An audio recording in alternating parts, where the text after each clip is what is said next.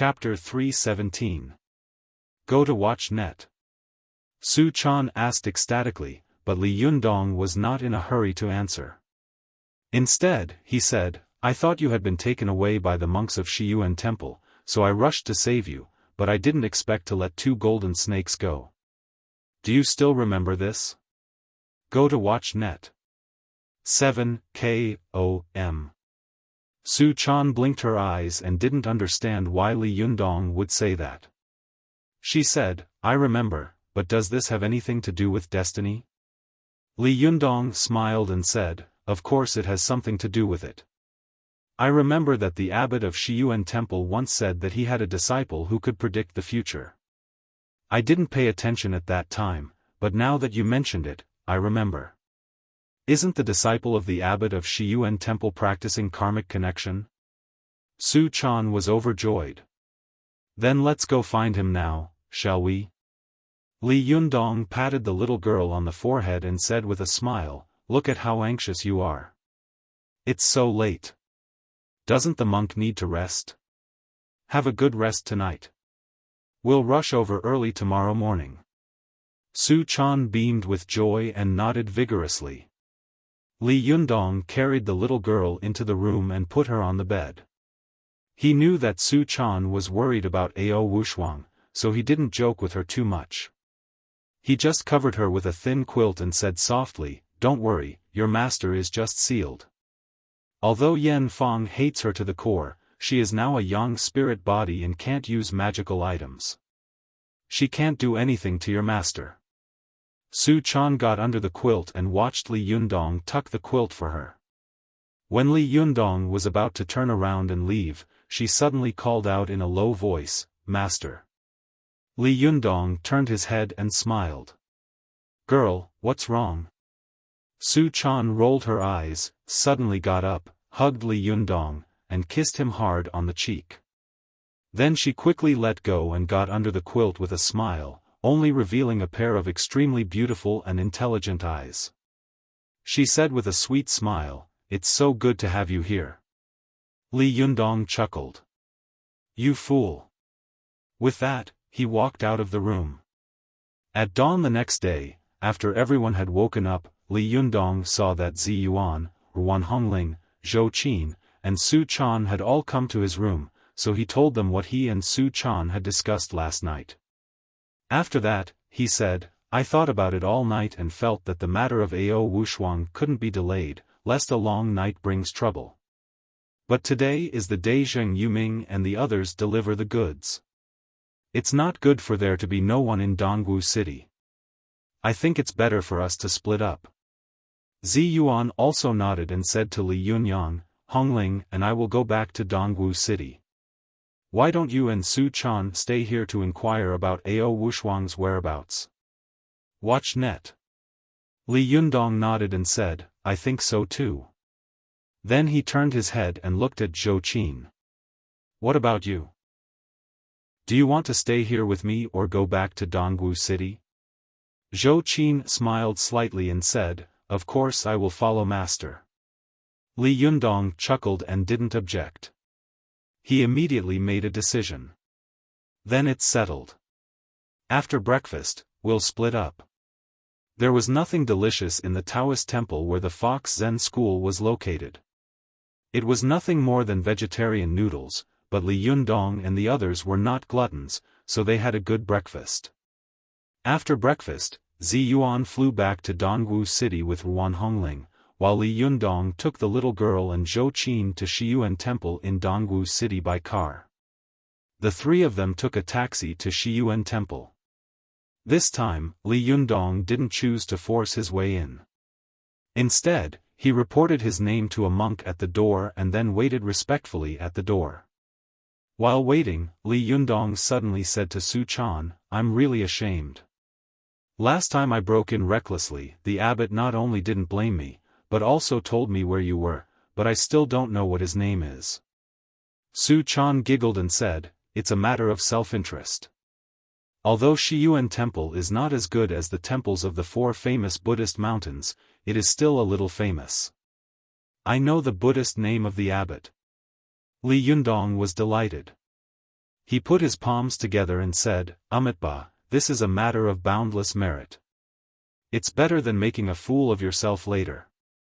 Su Chan smiled and said, the abbot here is called Master Purin. I heard that his magical power is quite amazing. Li Yundong smiled and said, that's right. I almost suffered a big loss in Shiyuan Temple before. The two of them were talking in low voices.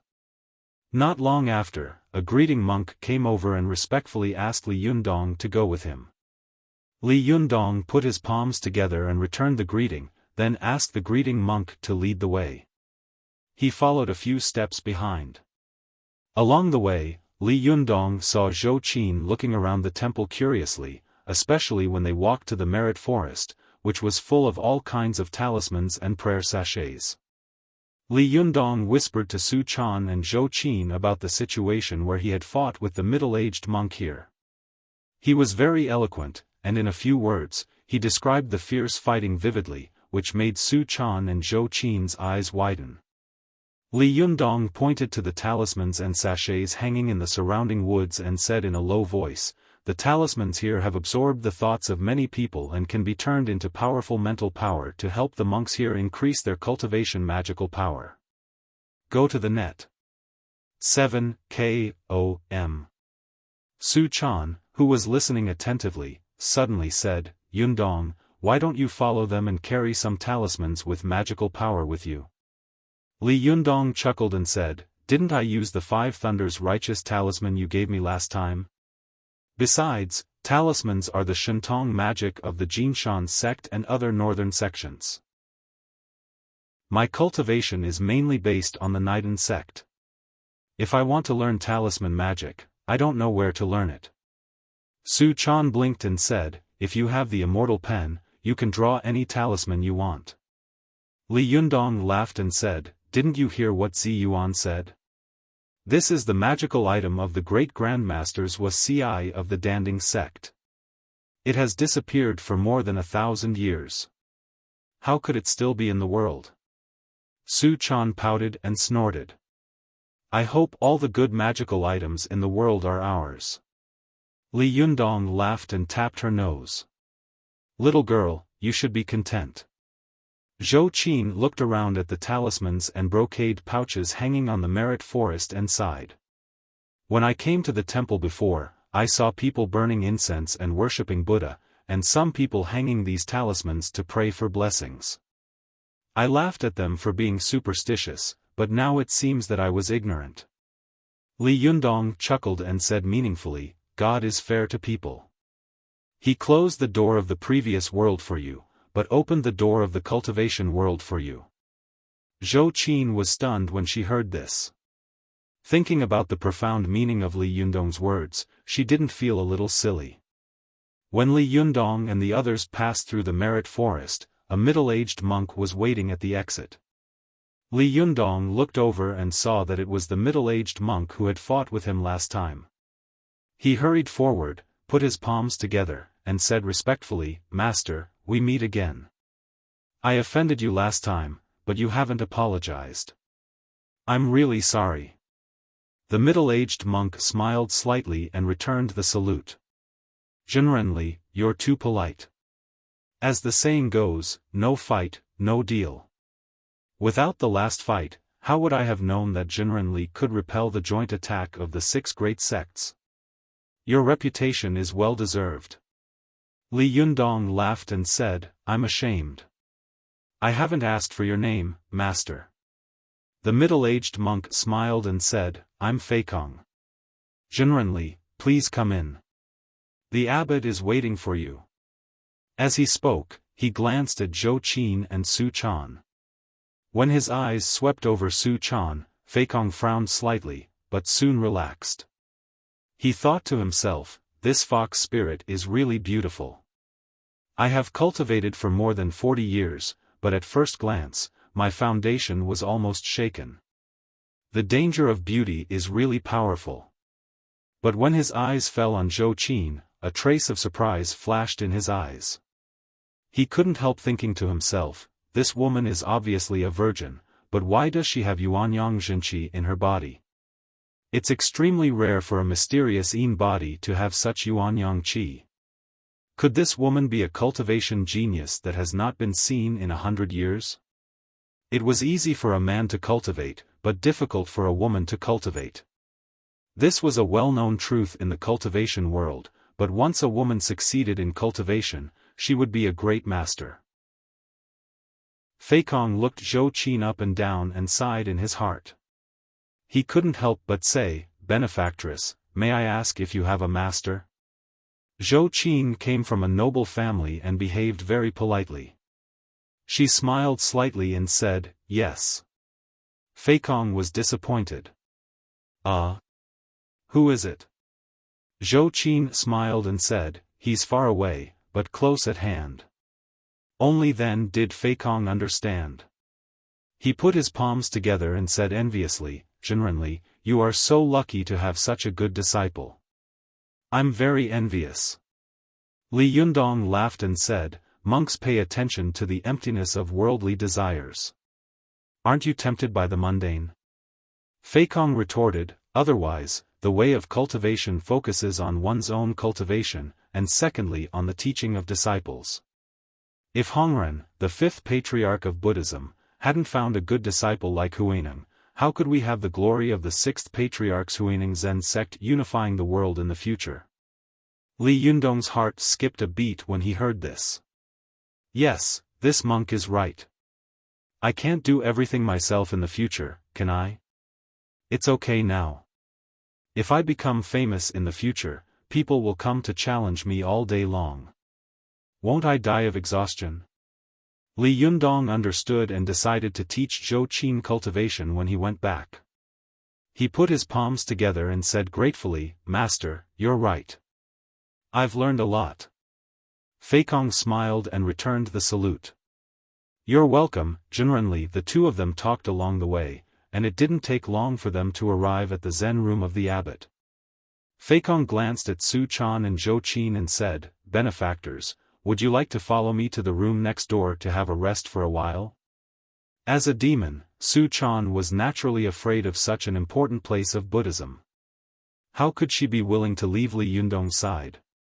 She grabbed the corner of Li Yundong's clothes tightly with both hands and refused to let go. She looked at him eagerly, for fear that he would nod and agree.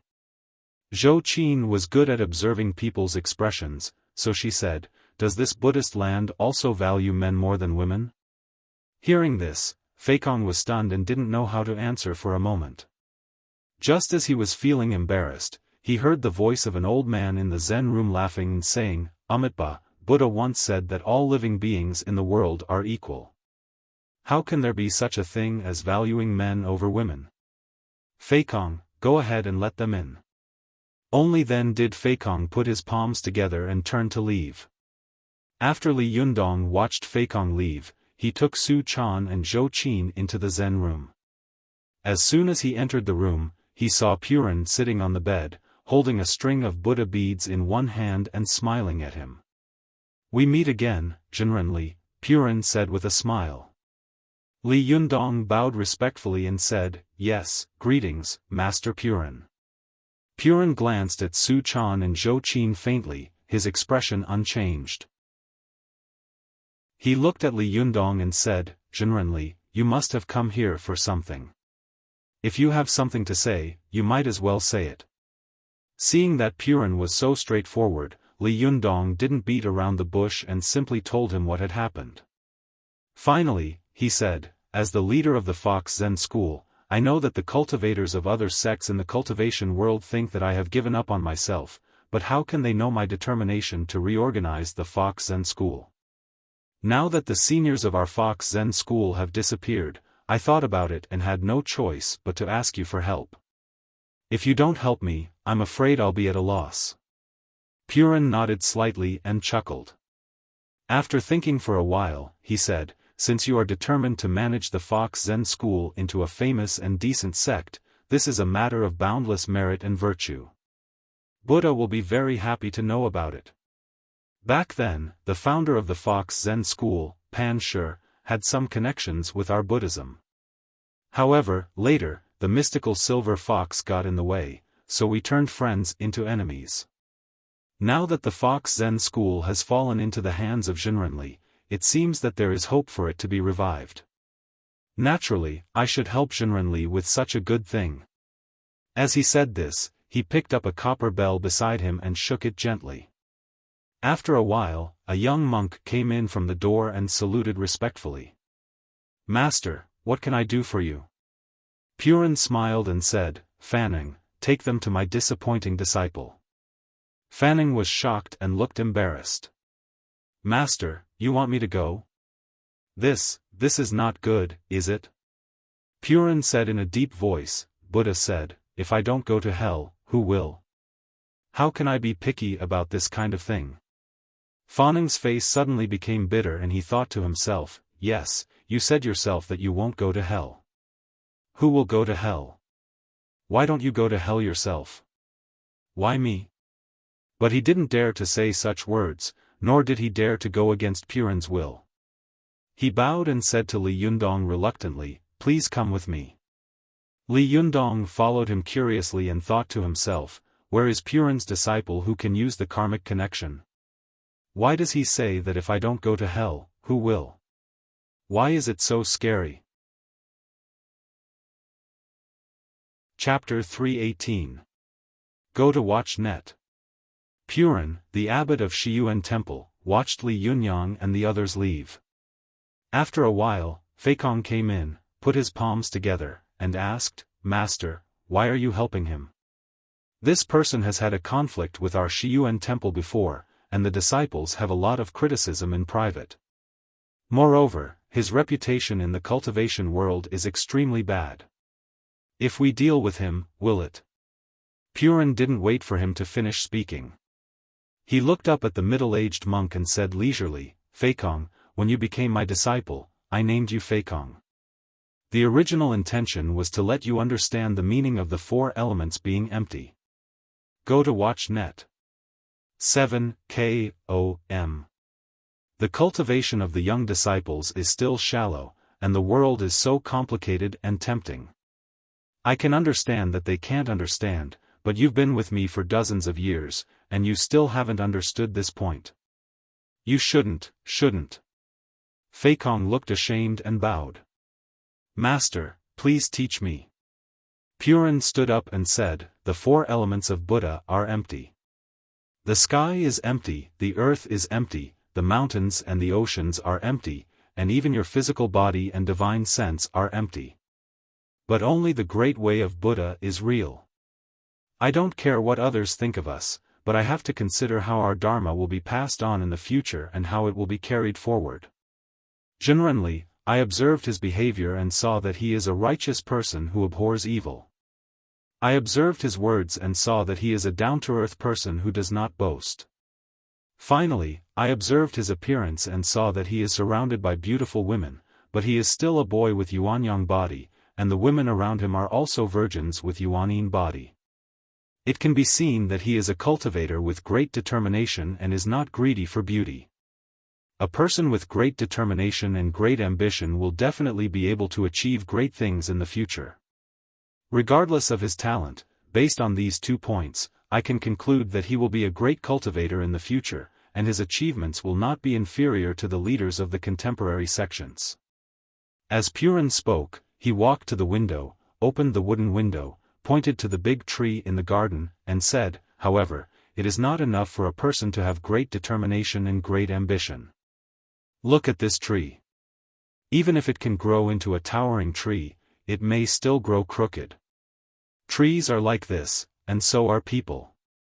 If a person harbors evil intentions, then his determination and ambition will become a sin for him to commit evil in the future.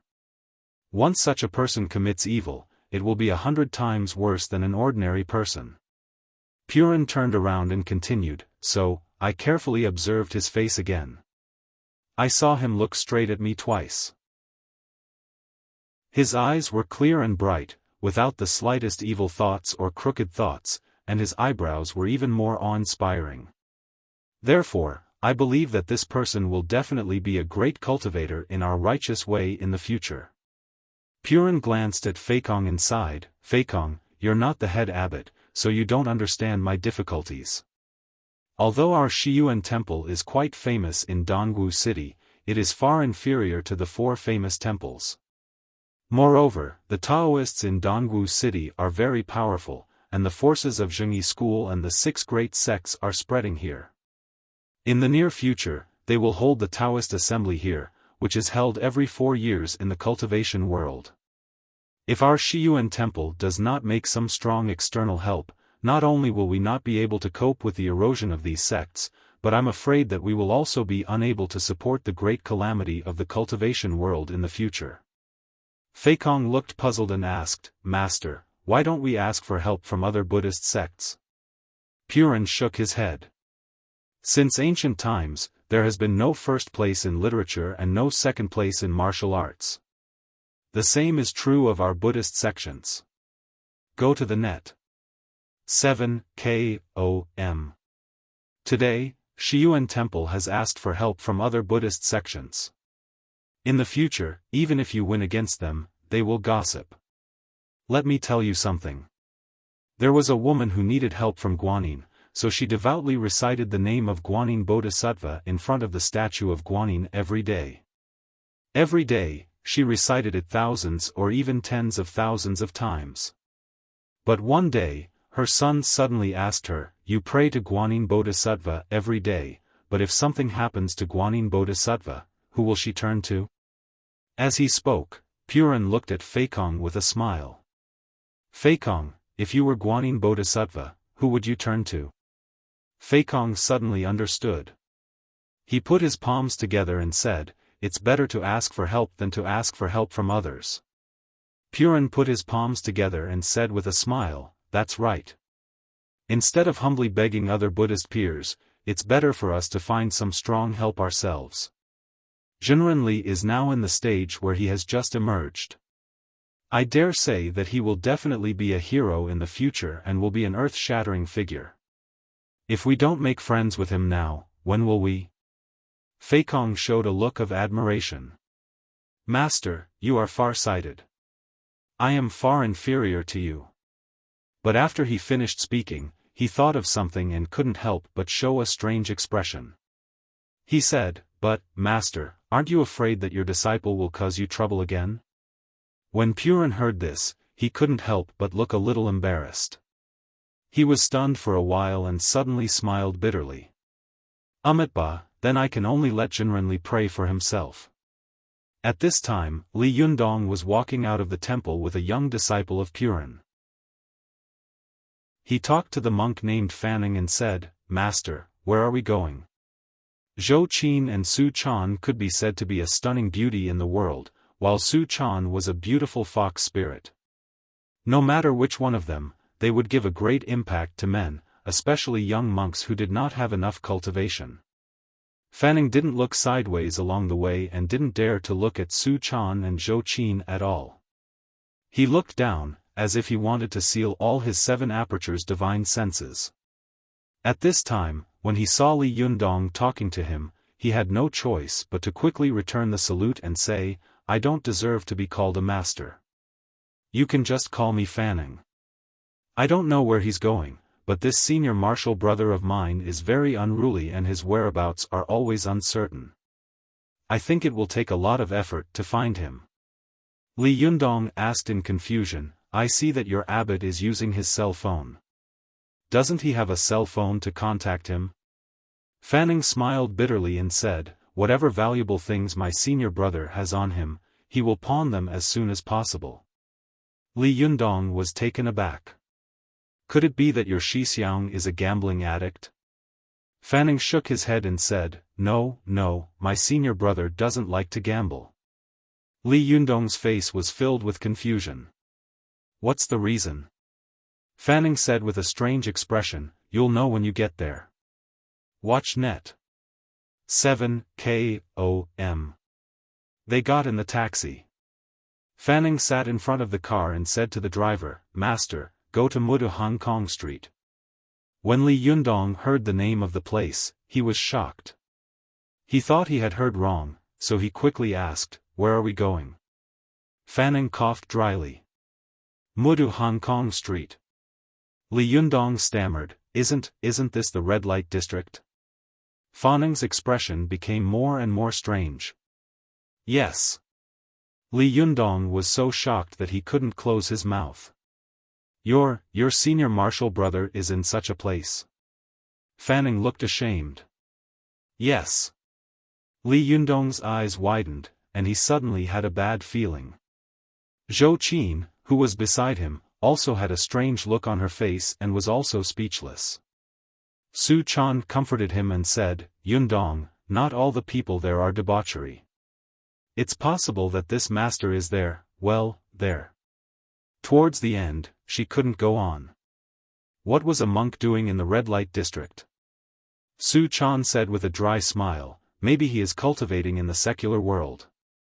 Hearing this, Li Yundong quickly nodded as if to comfort himself. Well, it's possible. A master is naturally a bit maverick. It was in the morning, and there was no traffic on the road. After about 20 minutes, they arrived at Muda Hong Kong Street. At this time in the morning, most of the entertainment places here were closed. The streets were very deserted, in sharp contrast to the bright lights of the last time Li Yundong had been here. Fanning took Li Yundong around for a while, then said with a wry smile, It's not time yet. I can't find him yet. Li Yundong asked in confusion, When can we find him? Fanning said with a strange expression, Probably after 4 or 5 in the afternoon. Li Yundong asked curiously, Why at this time? Zhou Qin couldn't bear to listen anymore. She pulled Li Yundong aside and said with a slightly red face, 4 or 5 in the afternoon is the time when the entertainment city opens. Li Yundong asked, Why? Why does it open at this time? As a girl, Zhou Qin had to explain this kind of thing to a boy, which was really a little embarrassing. She coughed dryly and said very unnaturally, because this is the time when most men get off work. Even if they are asked by their wives at home, they can say that they are working overtime. At this time, their families will not be suspicious, so many men choose this time to come. Ahem, you know. Li Yundong suddenly understood. He said in a strange tone, I don't know, but you know very well. Zhou Qin blushed and said angrily, I'm explaining it to you, aren't I? You're so annoying. I won't tell you next time. Li Yundong quickly smiled apologetically and said, Don't mind me. I just said it casually. Don't think too much.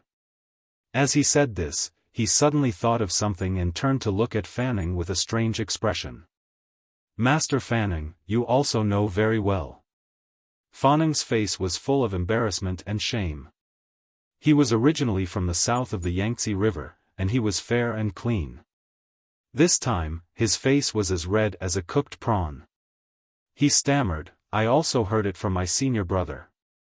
Li Yundong took a deep breath and couldn't help sighing. Your senior brother is really a weirdo in the monk world. I just don't know his name. Fanning put his palms together and said, My senior brother's original name is Ding Zonglei, and his Buddhist name is Wuxia. Li Yundong asked curiously, Since your senior brother is a disciple of Master Purin, shouldn't he also be in the Dharma generation? Fanning smiled bitterly and said, In theory, that's the case, but my senior brother disliked the name given by Master Purin, so he changed it to Wuxia himself. He took it from the meaning of Tang Bohu's poem, No flowers, no wine, no hose, no fields. Li Yundong also smiled bitterly and said, This is the first time I've heard of such a maverick monk in this world. Zhou Qin, who was standing to one side, saw that there was a hint of worry between Li Yundong's brows. It was obvious that he was worried that this monk was just a nominal monk. She comforted him and said, You don't have to worry. Maybe this master is a first-class figure in Jidian. Hearing this, Li Yundong was relieved. He nodded and said with a smile, Yes, what you said makes sense. I was overthinking it. Fanning said, It's too early to come now. Why don't we come again in the evening? My senior brother has always been elusive. We can only find him here in the evening. Li Yundong said helplessly, well, that's the only way. They waited until 4 or 5 o'clock in the afternoon, when Li Yundong and the others came to the streets of Hong Kong again. At this time, they saw that all the entertainment venues had opened their doors and were decorated with lanterns and streamers. Most of the sexy and beautiful women were standing at the door, greeting the guests respectfully. At this time, the traffic flow on the street had obviously increased, and well-dressed men were constantly coming and going. Li Yundong looked at the many entertainment venues on the street and said with a wry smile, there are so many shops here. How can we find him? Fanning also said with a wry smile, there's no way. Let's go door to door. Li Yundong was depressed. He had never dreamed that he would return to this red light street and have to go door to door to look for someone. Zhou Qin and Su Chan looked at each other with strange expressions on their faces. The two girls followed behind Li Yundong with a straight face, pretending to look straight ahead. Li Yundong and the others went door to door. After searching about 10 shops, Li Yundong felt a headache coming on because of the strong smell of cosmetics on the girls here. He couldn't help asking, there are at least dozens of shops here. How long will it take to find him? Fanning said helplessly, there's no way, so when my master asked me to come, I didn't want to. Li Yundong opened his mouth and was about to speak, but suddenly there was a noise coming from a shop not far away. He turned his head and saw that the shop was extraordinary. It was built like a hotel, and there were a few golden words on it, Crystal Love International Entertainment City. Wow, this shop is very familiar. Li Yundong took a closer look and saw a few security guards coming out. The security guards were holding a man, and behind them was a coquettish woman. Li Yundong looked again and thought, wow, this is also an acquaintance. Isn't this Mei Nyang? He was about to speak when he saw Fanning staring at the man who had been carried out. Li Yundong's heart skipped a beat. This guy can't be Wuhua, can he? Li Yundong looked over and saw that the man had been carried out by several big men and thrown to the ground with a thud. He was wearing a grey monk's robe, and there were a few scars on his bald head. Mei Nyang stood at the door of the shop with her hands on her hips and scolded, you bald donkey, how dare you play with women on credit? Are you tired of living? If it weren't for the fact that you often hang around here, I would have broken your middle leg today. Mei Nyang's voice was sharp and crisp, and the monk's appearance and clothes were also extremely eye-catching. For a moment, he attracted countless gazes. Li Yundong, Su Chan, and Zhou Qin were all stunned. They saw that the monk had been beaten black and blue, and he was lying on the ground with a dirty face. He didn't look like a master at all. Li Yundong couldn't help shouting in his heart, damn it, this guy is not Wuhua, this guy is not Wuhua. But at this time, Fanning suddenly shouted in surprise, Xiaofan. This sentence sent Li Yundong to hell. He immediately burst into tears and said, damn it, this guy really doesn't have any flowers. The master is really a master. Wuhua. I think he's a greedy man. Merry Christmas, everyone. Tang tang, I had a stiff neck yesterday and the pain in my neck was unbearable. Today, I went out for a massage. Chapter 319. Go to watch net. When Wu Hua heard Fanning's voice, he immediately raised his head. There were still 2 blood-red nostrils hanging under his nose. He looked surprised. Shirdi, you came at the right time. Lend me 600 yuan. When he said this, Fanning almost wanted to find a hole to crawl into. His face was purplish-red, and he hummed and hawed for a long time. He dilly-dallied and refused to approach. Go to watch net. 7 K.O.M. Mei Nyang saw Li Yundong and the others and Fanning at a glance. She first said with a happy face, oh, isn't this Boss Li? How come you have time to come here today? Hey, It's really embarrassing for you to see this. Wait a minute, I'll deal with things here. With that, she turned around and glared at Fanning, saying, Hey, is he your Xixiang? Is it great to be a monk? Don't you want to pay? Hurry up and pay the 600 yuan for him. Look at so many people here. Even if you're not ashamed, I'm ashamed for you. While she was talking, there were already many people gathered on the side of the road. Many people pointed at the scene and snickered. Fanning's face was as red as cinnabar. He searched all over his body and finally found 500 yuan. He said in a low voice, That's all I have. Mei Nyang's eyes swept over them and she snatched them away. After a rough count, a smile suddenly appeared on her cold face. Since you're paying, it's easy. Although the amount isn't right, seeing that you're monks, I'll give you a discount. After that, she turned around and giggled at Li Yundong. Boss Li, I've missed you for a long time. How come you have time to play today? Mei Nyang glanced at Su Chan and Zhou Qin beside him and said in a sweet voice, If you want to play, just come and play. Why did you bring your friends here? We don't have a place to entertain female guests. Zhou Qin's face changed when she heard this, and she glared at Mei Nyang. Su Chan made a face at her and said, How shameless. We're here to look for someone. Mei Nyang asked curiously, Looking for someone? Who are you looking for in this place? Those who come here are either guests or prostitutes. As she spoke, she glanced at Wu Hua and rolled her eyes. Could it be that you're looking for him? At this time, Wu Hua had already gotten up. His kasaya was wrinkled and covered in dirt. He looked as miserable as one could imagine. For a moment, Li Yunyang and the others were all embarrassed. They looked away one after another, not daring to admit that they had come to find Wu Hua. Mei Nyang's heart was as clear as a mirror. She sneered and rolled her eyes at Zhou Qin and Su Chan. You came to find a customer who doesn't pay, yet you're still so arrogant. Really, what kind of world is this? As she spoke, she turned around and walked back into the shop. Li Yundong felt like he was going crazy. What kind of world is this? Was this country really flourishing with prostitutes?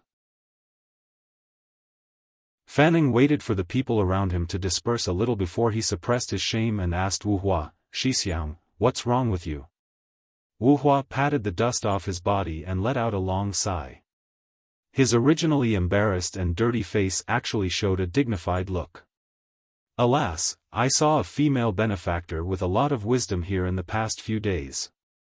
Originally, I wanted to enlighten her, so I went up to talk to her. I didn't expect that after chatting with her for 2 hours, she actually asked me to give her money for 2 hours when I came out. I went to the internet. 7KOM. I'm just a monk. Where did I get the money? So I had to ask them for alms first, and then give it to them. Who would have thought that I would be treated like this? Alas, the moral degeneration of the world is getting worse and worse. At this time, Li Yundong and the others suddenly understood. Su Chan's mind was simple. She looked at Wu Hua with admiration and said, Master, you are so amazing. You can actually lie in the mud to enlighten all living beings. Zhou Qin said doubtfully, Do you have to choose such a place to enlighten all living beings? Do you want to be a whoremaster? Wu Hua's face was solemn. Buddha was also a beggar. Why can't I be a whoremaster? At this time, Li Yundong was also a little confused. He thought to himself, is this guy a perverted monk or an eminent monk? He looked like a perverted monk just now, but now listening to his words, there was actually a hidden meaning in his words, vaguely like an eminent monk. Li Yundong thought for a moment, coughed dryly, and said, Master Wu Hua, I have something to ask of you. I wonder if you have time? Only then did Wu Hua turn his face and look at Li Yundong.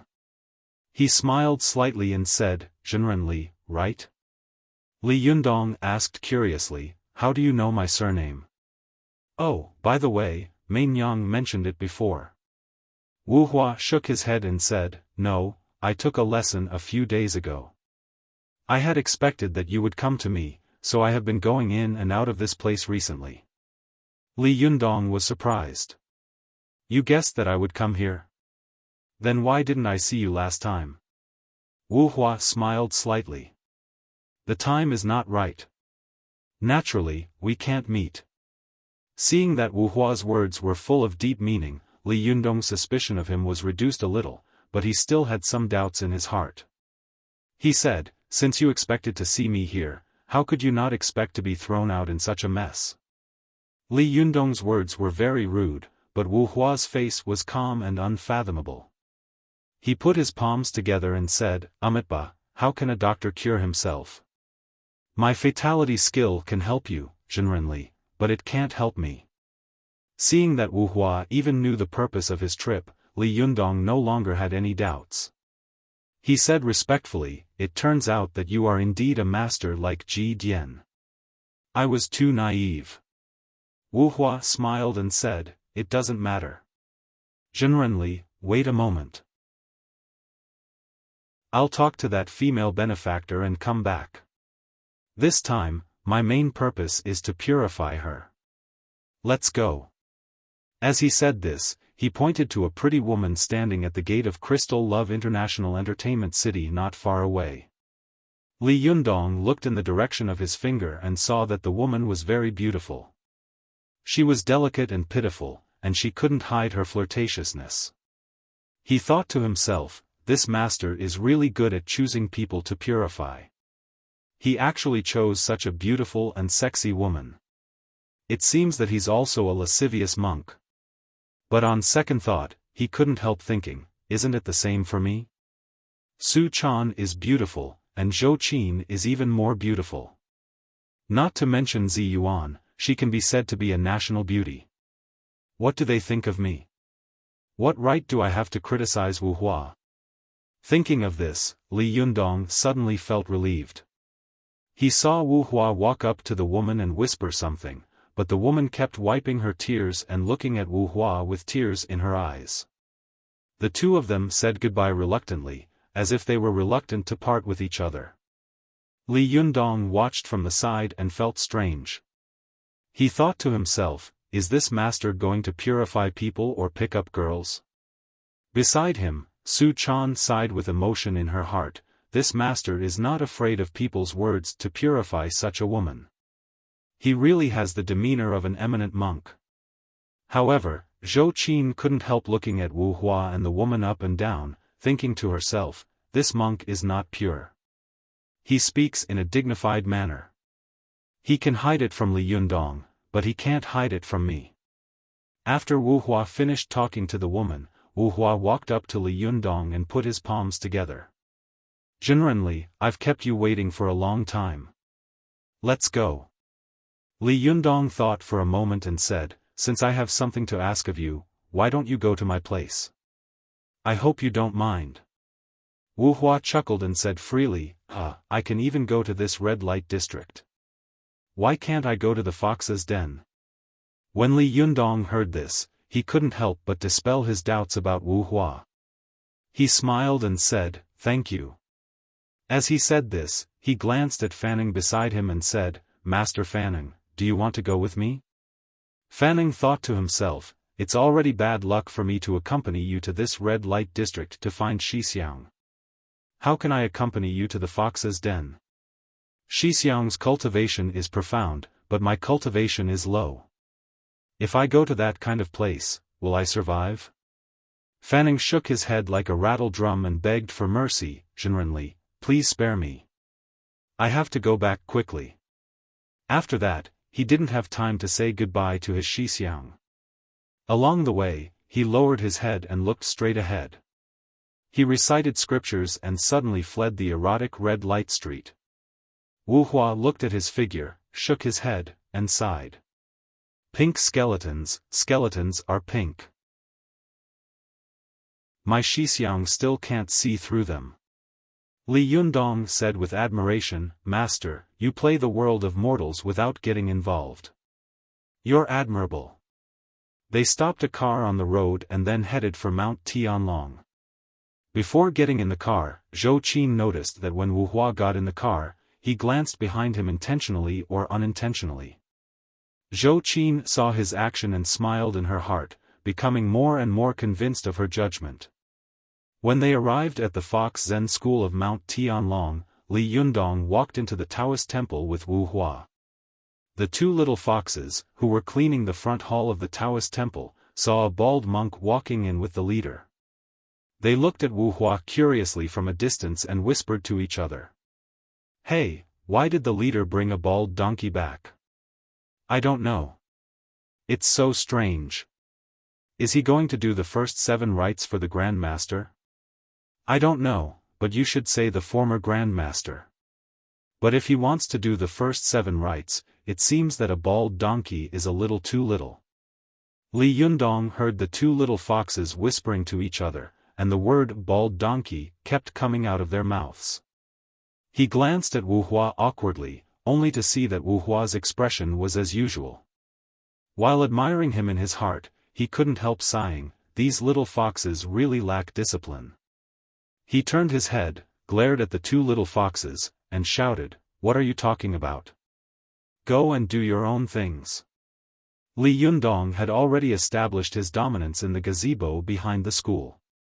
As soon as he shouted at them, the two little foxes shuddered in fear. They looked at each other and ran to the other houses, slamming the door shut behind them. Only pairs of curious and frightened eyes could be seen peeking out from the crack of the door. Li Yundong was shocked. Seeing this scene, Wu Hua smiled slightly and said, "Zhenren is so powerful." Li Yundong laughed dryly and said, "My disciples are naughty. I'm sorry to make you laugh." After they arrived at Li Yundong's residence, Li Yundong saw that Chao Yi, Lu Yuehong, Zhuang Yiting, and the others were also alarmed, so he greeted them with a smile. Li Yundong glanced around and asked casually, "Why isn't Zhang Sunhong here?" Chao Yi, Zhuang Yiting, and Lu Yuehong looked at each other, and Chao Yi quickly said, "Fourth Shiji is cultivating in the backyard." Li Yundong didn't take it seriously and just roughly explained what had happened. Chao Yi and the others were surprised and delighted. They said to Wu Hua one after another, "Master Wu Hua, you don't mind our Fox Zen School coming here with a bad reputation. Everyone in the Fox Zen School is grateful for your kindness. If you can help us find the whereabouts of junior sister Wushuang, we will definitely thank you." Li Yundong laughed and said, "You guys are really good at flattering me. As the leader, I don't have anything to say." His words made everyone around him burst into laughter. Li Yundong smiled, turned around, and said to Wu Hua, "Master, please use your supernatural power to help us find Yan Fang's whereabouts." However, Wu Hua turned his head, looked at Chao Yi and the others, and said, "The law can't be spread to 6 ears. One person had 2 ears, 2 people had 4 ears, and 3 people had 6 ears." The meaning of Wu Hua's words was too obvious. Chao Yi and the others immediately came to their senses and said to Li Yundong, "Leader, we'll go down first." After Chao Yi and the others left, Wu Hua still stared at Zhou Qin and Su Chan, still refusing to speak. Zhou Qin had no choice but to say to Li Yundong, "Master, I have something to do first." Su Chan was the only one who refused to leave, relying on her close relationship with Li Yundong and asking about the whereabouts of her master. However, when Wu Hua saw that she didn't leave, he also refused to speak. He just looked down, put his palms together, and recited the scriptures silently. Seeing that he didn't speak, Su Chan reached out and pulled at Li Yundong's sleeve, looking at him with a pitiful expression. Seeing her like this, Li Yundong couldn't help but plead for her. "Master Wu Hua, Su Chan is my girlfriend, and Ao Wushuang, who was taken away by Yan Fang, is her master. She is not an outsider. Don't you need to leave?" Wu Hua didn't even look at him and repeated, "The law can't be spread to 6 ears." Li Yundong saw that Wu Hua's attitude was firm. Anyway, only 2 people could say it, not 3. It was up to him to decide which two. He couldn't help but say to Su Chan with a wry smile, "Then I'll leave for a while." No matter how childish Su Chan was, she knew that there was no reason for Li Yundong to avoid the matter. She had no choice but to say unhappily, then I'll go." She looked at Li Yundong eagerly, then at Wu Hua. She walked to the door and said pitifully, "Then I'll go." Li Yundong smiled and said, "It's not a life and death separation. Why do you have to make it so scary?" Su Chan nodded and turned to leave. Li Yundong turned around and said to Wu Hua, "Master, now there are only 4 ears left. Can you tell me?" However, Wu Hua smiled slightly, raised his eyes to look at the door, and said in a clear voice, "Come out. Why are you hiding? Do you think that this little invisibility technique can hide from my eyes?" As soon as he finished speaking, Su Chan's figure appeared at the door. She made a face at Wu Hua and said, "Master, you are really amazing. I'm convinced. I'll leave now." As she said this, she stuck out her tongue at Li Yundong and then ran away. Li Yundong didn't know whether to laugh or cry. He thought to himself, "This little girl is getting more and more naughty." He coughed dryly and said to Wu Hua, "Now can you tell me?" Chapter 320. Go to watch net. Wu Hua glanced at him, raised his index finger meaningfully, and said, "If you want to hear the true method, you need to be sincere. Go to watch net." After that, he closed his eyes. Li Yundong stared blankly and was confused. Need to be sincere? How sincere would it be? I went to invite him in person and brought him here. Am I not sincere? This master is really arrogant, isn't he? Li Yundong asked tentatively, "Master, are you a little hungry? Do you want to eat something first?" Wu Hua closed his eyes and recited the scriptures softly, as if he hadn't heard Li Yundong's words and didn't pay any attention to him. Li Yundong smiled dryly and asked, "Master, are you tired from the journey and want to have a good rest?" Wu Hua was still the same. If it weren't for the fact that he was still reciting the scriptures in a low voice, Li Yundong would have thought that he had passed away. Li Yundong said helplessly, "Master, do you want a good room?" Wu Hua was still going his own way. He simply recited the scripture, "Form is emptiness, emptiness is form." Li Yundong, who was beside him, saw that he had found Wu Hua and invited him here. He was about to know the whereabouts of Ao Wushuang, but he suddenly began to play tricks. He was depressed. He asked a few more questions in a row, but Wu Hua still ignored him. He almost went crazy and couldn't help but want to lose his temper, but on second thought, he rushed out of the room. Su Chan, Zhou Qin, Chao Yi, and the others who were waiting for him outside the room saw him come out, and they all surrounded him and asked, "Yundong, what did Master Wu Hua say? Where is my master? Master, what did this monk say? Leader, where is my shimmy?" Li Yundong was already depressed. Hearing their quarrel, he became more and more annoyed. He raised his hand and said angrily, "Shut up." As soon as Li Yundong lost his temper, the women next to him immediately fell silent and looked at him eagerly. Li Yundong said gloomily, "This master is playing tricks with me. He told me that if I want to know the true method, I need to be sincere." Chao Yi couldn't help but ask, "Leader, what did you say?" Li Yundong smiled bitterly and said, "I asked him if he was hungry." Everyone asked in unison, "What did he say?" Li Yundong shrugged. "He ignored me." Watch net. Su Chan then asked, "Yundong, did you ask him again?" Li Yundong said gloomily, "Yes, I asked him more than a dozen questions in a row, but he ignored me. He just kept chanting the scriptures. No matter how hard I asked, I couldn't get any clues, so I had to come out." Everyone looked at each other in dismay. Su Chan couldn't help but complain, "Isn't this master too unfathomable?"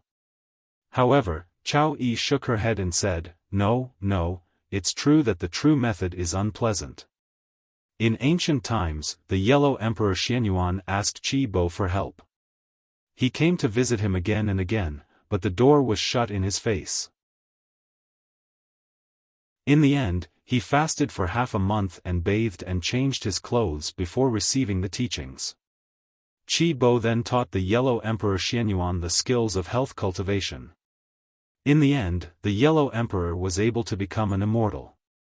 Li Yundong sucked in a breath of cold air. Do I have to fast for half a month?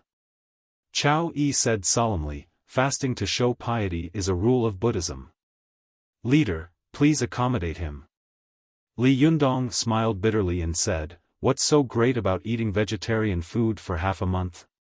I can eat vegetarian food for a year. The problem is that I have a lot of things to do now. How can I have time to stay here for half a month? Chao Yi was also in a dilemma. She knew that Li Yundong was running around for the livelihood of the Fox Zen school.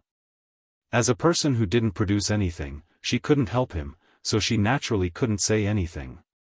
She could only ask tentatively, Leader, can you ask Master Wuhua what he means? Li Yundong nodded and said, okay, I'll ask. After that, he walked into the room again, but not long after, he came out again with a sad face. As soon as he saw them, he spread out his hands and said, still the same, ignore me. Everyone was disappointed. Su Chan couldn't help asking, does Master Wuhua want money? As soon as she said this, everyone looked at her in unison. Chao Yi couldn't help scolding, Chaner, how can you say that about Master Wuhua? How can a monk be so vulgar? Li Yundong also pretended to be angry and glared at her. Even if you want to talk nonsense, don't you know to keep your voice down? If Master Wuhua hears it, he will be angry and leave. What should we do? Su Chan lowered her head with a wronged face, rubbed the corner of her clothes with her fingers, and murmured, I just want to help. It's just a random guess. When Chao Yi heard this, she suddenly had an idea. She said in a low voice, by the way, some masters like calligraphy and paintings or antiques. Leader, you might as well ask if Master Wuhua has any such hobbies. Li Yundong said, okay, I'll ask around. Before he finished speaking, he walked into the room again, but not long after, he came out again. Go to the internet. Everyone looked at him eagerly. When he walked up to them and sighed, they also sighed heavily in disappointment. Li Yundong said with a wry smile, why do I feel like we are playing a game of guess? As expected, this master was from the Zen sect. Why did he have to hit the nail on the head and make people guess everything? How can he stand it? He thought to himself, Zi Yuan is the best at this kind of thing. She is smarter than others, so she must have a way to guess what Master Wuhua is thinking. Unfortunately, she is not here now. Of course, Li Yundong knew that he couldn't say this out loud, otherwise the little girl would feel sad and remorseful again. Just when everyone was at a loss, Zhou Qin, who had been silent for a long time, suddenly said, I think I may know what Master Wuhua is thinking. Li Yundong and the others suddenly became spirited. They looked at her and asked, tell me quickly. Zhou Qin thought for a moment and said, logically speaking, the people of Buddhism should be pure and have no desires. But in the past few days, I've been following my master and found that cultivation also requires daily necessities. The people of our Taoist sects are like this, so there's no reason why the people of Buddhism don't have such needs. Moreover, monks don't produce, so they have to beg alms to maintain their own lives. Li Yundong couldn't help saying, but I've already inquired about it just now.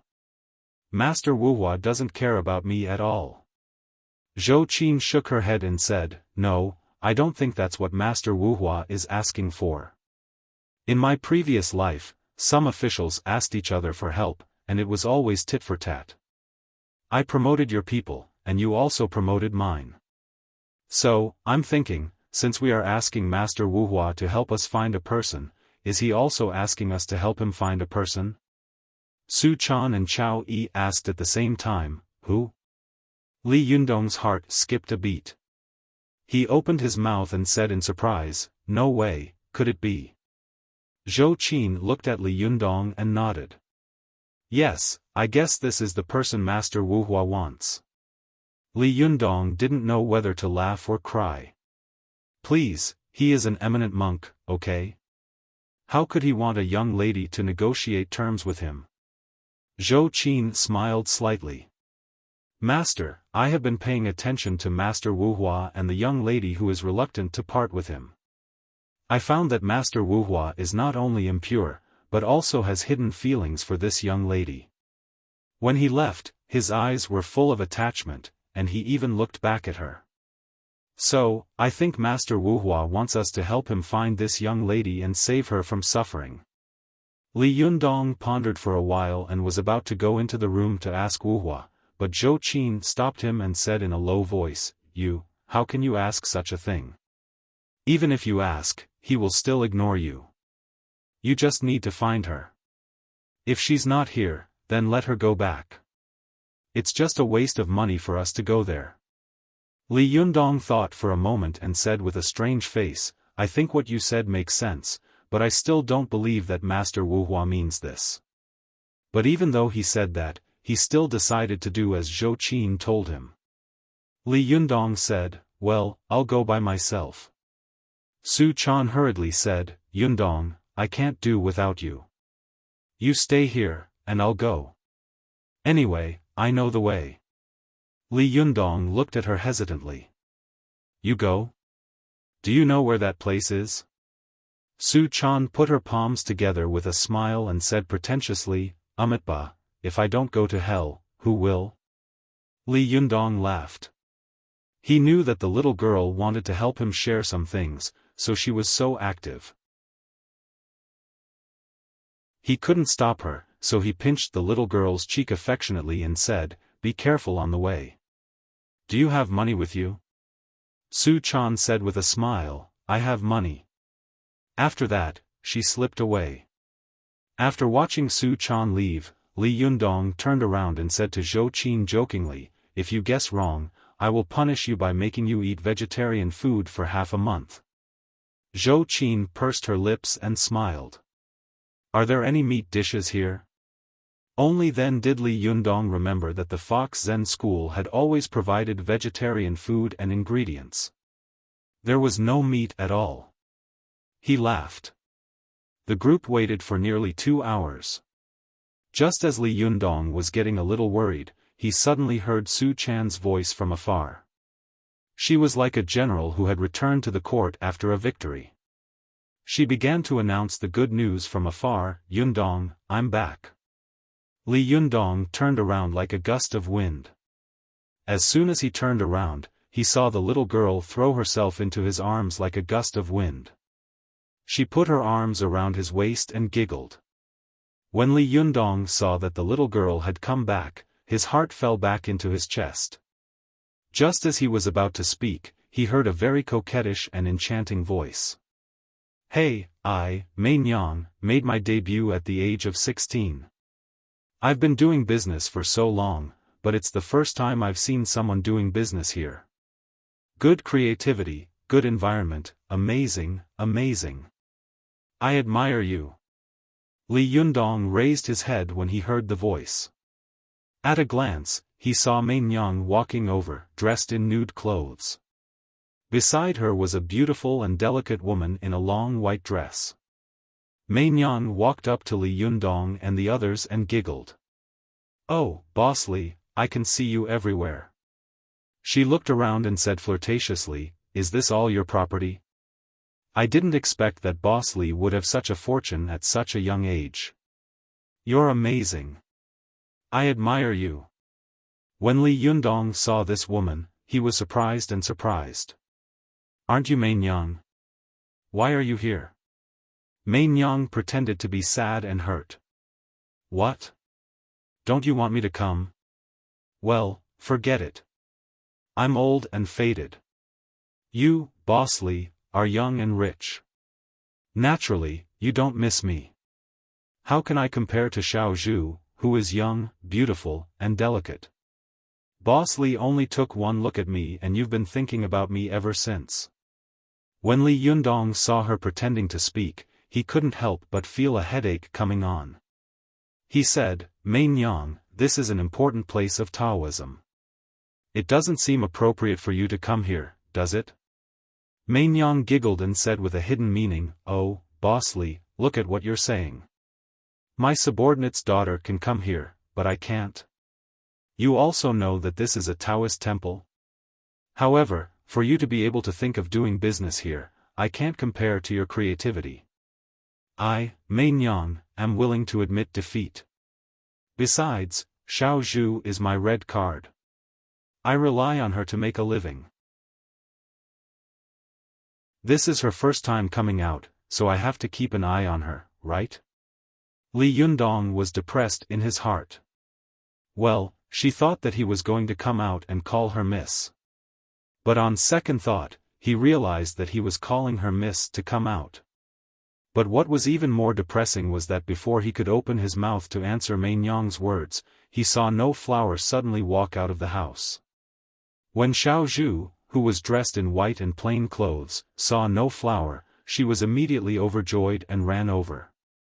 The two of them held hands and looked at each other with tearful eyes, looking like infatuated children.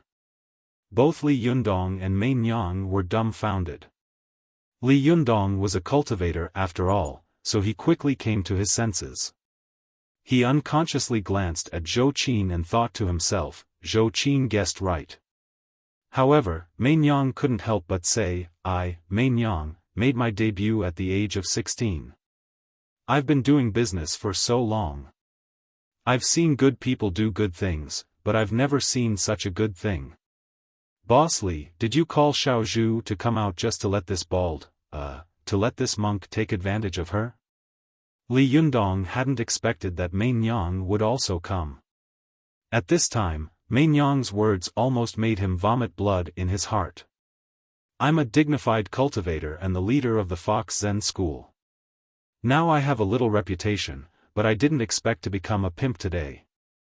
If this gets out, it will be a big joke. I just wanted to find Master Wuhua to ask about Ao Wushuang's whereabouts. How could I have expected it to become like this? What the F***ck is going on here? Merry Christmas, everyone.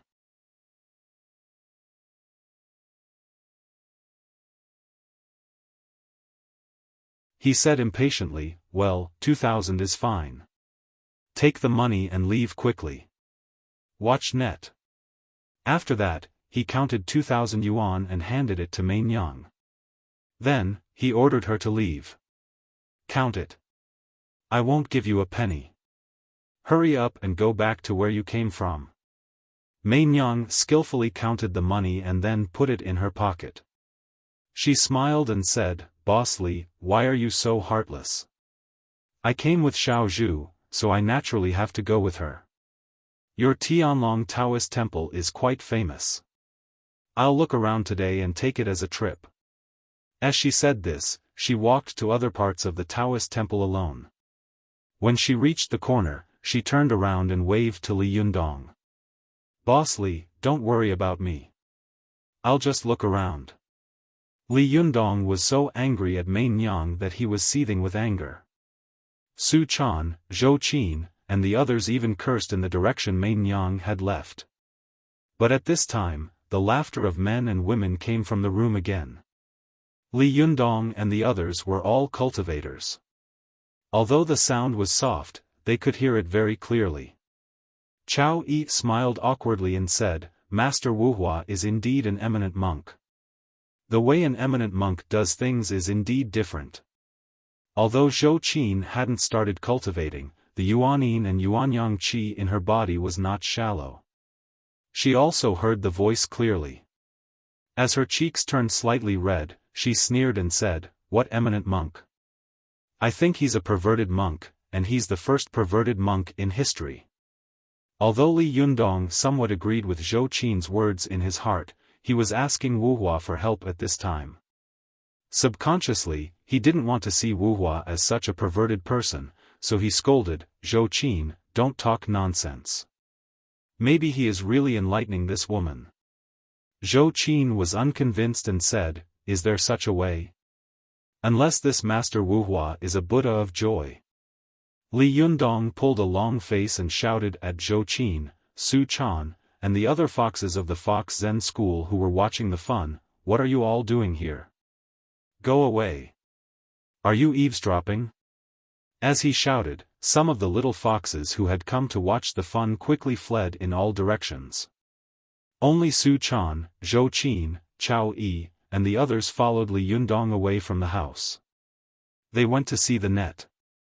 7 K.O.M. Zhou Qin said to Li Yundong, Master, it's not that I'm being mean, but I bet that this Wuhua must be a perverted monk. Li Yundong glanced at her and said angrily, what are you betting on? Zhou Qin snorted and said, I bet it will take him a long time to come out. Li Yundong was stunned. Why are you betting on this? Zhou Qin said with a slightly red face, a man and a woman alone in a room. What else can they do? Only then did Li Yundong understand. He scolded with a smile, nonsense. Can you bet on such a thing? As soon as he finished speaking, the room suddenly creaked. She was afraid that as soon as she opened her mouth, she would laugh herself to death. The little girl quickly shook her head like a rattle. Wuhua sighed and said, Buddha said that there is no self, no living beings. Benefactress, do you know what this means? You are obsessed. Li Yundong was already convinced that Wuhua was a lascivious monk. He was full of resentment and thought angrily, F***ck, you are obviously the first lascivious monk since ancient times. Why are you still pretending to be an eminent monk? I've discovered it. Could it be that you're an eminent monk among the perverted monks, a perverted monk among eminent monks? Li Yundong pulled a long face and said, Master Wuhua, I only know the Anatta set and the Anatta set. Wuhua looked surprised. What does that mean? Li Yundong said with a black face, it means that I don't have a set here, and no one else has one either. As soon as he finished speaking, Su Chan, Zhou Qin, Chao Yi, and the others couldn't help laughing out loud. However, as soon as they laughed out loud, they felt that it was inappropriate and quickly covered their mouths, almost breaking their intestines. Chao Yi tried hard to hold back her laughter and said to Li Yundong, Leader, I still have some things to do, Before she could finish her words, she turned around and left. As she walked, she shrugged her shoulders and burst into laughter. Li Yundong glanced at Chao Yi's back and saw that Su Chan and Zhou Qin had been holding back for a while, but in the end, they couldn't help it. One was squatting on the ground, and the other was shaking with laughter. Li Yundong glared at them and said, What are you laughing at? Hearing his shout, Su Chan and Zhou Qin gasped and stopped laughing at the same time. However, their bodies were trembling, their eyebrows were twitching, the corners of their eyes were twitching, and their faces were so distorted that it was almost unrecognizable. Seeing them like this, Li Yundong couldn't help laughing out loud. He waved his hand and shouted, Get out of here and laugh. Su Chan and Zhou Qin felt as if they had been pardoned. They quickly ran away and disappeared. After a while, there was a burst of wild laughter. Li Yundong looked in the direction in which the two of them had gone, feeling angry and amused. He turned around and sighed helplessly at Wuhua, saying, Master, I don't know if you are deliberately torturing me or something, but for the sake of my sincerity, please don't play with me. Tell me where Ao Wushuang is. Wuhua chuckled, put his palms together, and said, I didn't deliberately torment you. I just did whatever I thought of. You Taoists say that cultivation is unhindered, and we Buddhists also say that we can do whatever we want. You may think that I am a lascivious monk, but that's normal. Since I started cultivating, I have always been reckless. Not only did I change the name that my master gave me, but I also went to all kinds of entertainment places. I really don't look like a monk. Hee hee, others laugh at me for being too crazy, but I laugh at them for not seeing through me. You want to ask about Ao Wushuang's whereabouts, don't you? It's very simple. I can tell you now. Li Yundong was overjoyed and quickly asked, "Where is she?" Wu Hua said meaningfully, "She's far away, but close at hand." As soon as he finished speaking, Li Yundong heard an extremely frightened and shrill scream coming from the direction of the Taoist temple.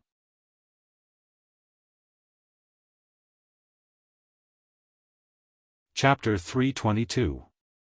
Go to watch net. As soon as Li Yundong heard this voice, he was shocked and immediately ran to the place where the voice came from. Go to watch net. 7 K.O.M. When he arrived at the scene, Li Yundong took a look and immediately sucked in a breath of cold air. He was shocked and angry. There was a coffin in the southwest corner of the Taoist temple. On the coffin was the memorial tablet of the former leader, Lu Yi.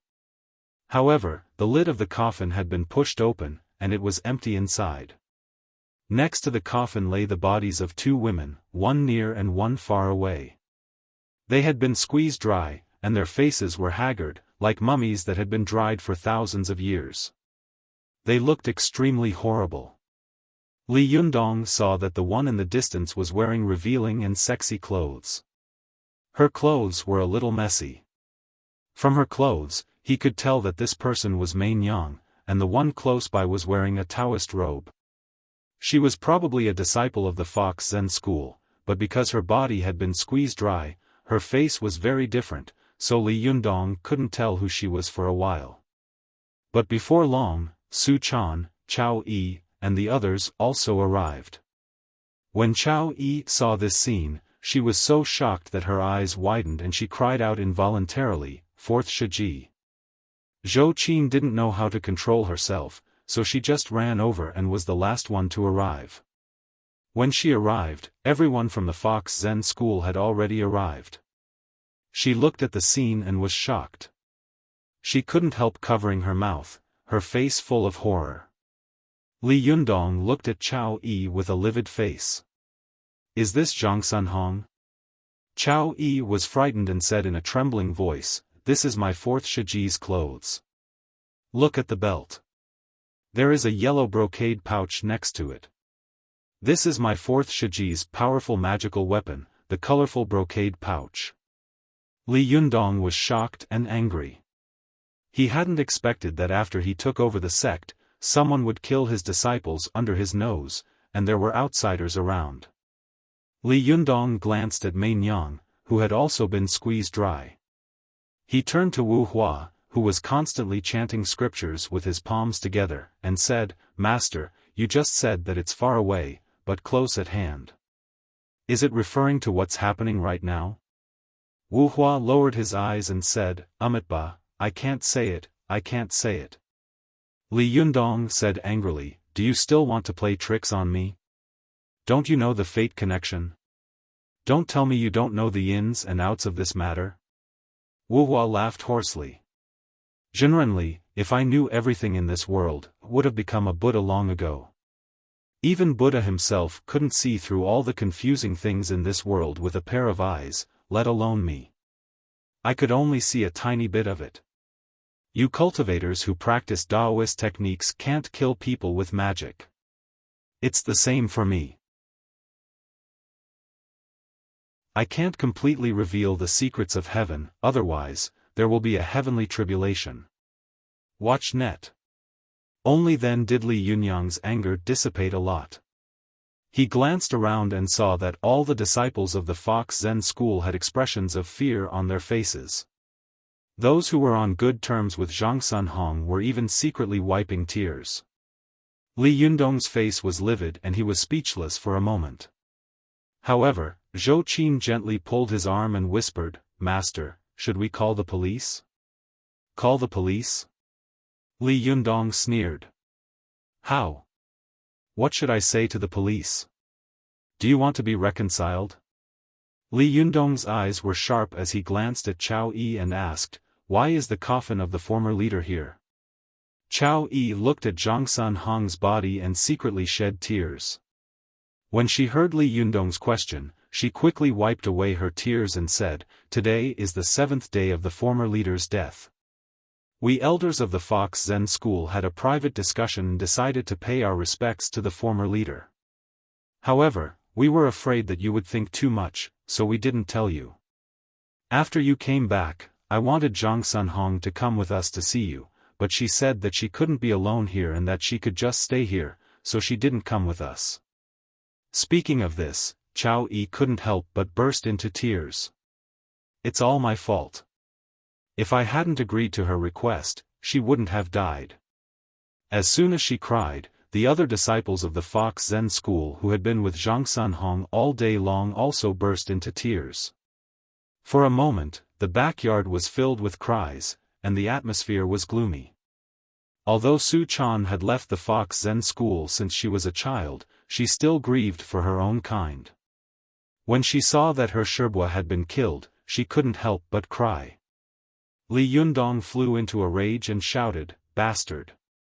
No one knew whether he was scolding the crying disciples or the murderer, but after he shouted, the crying suddenly stopped. The disciples of the Fox Zen school were so scared that they only dared to sob in a low voice. Watch net.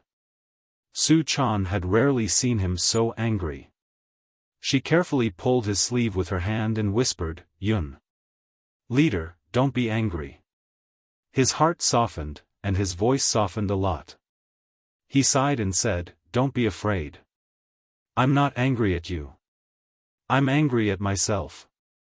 I didn't protect you well. I'm not qualified to be the leader of the sect." As soon as he said this, Chao Yi and the others said one after another, "Leader, if you say that, we will be ashamed." "Yes, sect leader, this matter is not your fault. I don't know which vicious cultivator killed 4th Sherbua." Li Yundong looked at Wu Hua and asked, "Master Wu Hua, do you really not know who killed my disciple Zhang Sunhong?" Wu Hua put his palms together and said, "Zhenrenli, a monk doesn't lie. I really don't know. But what I know is that if you find the murderer, you will find the whereabouts of Ao Wushuang." Li Yundong clenched his fists and secretly remembered what he had said.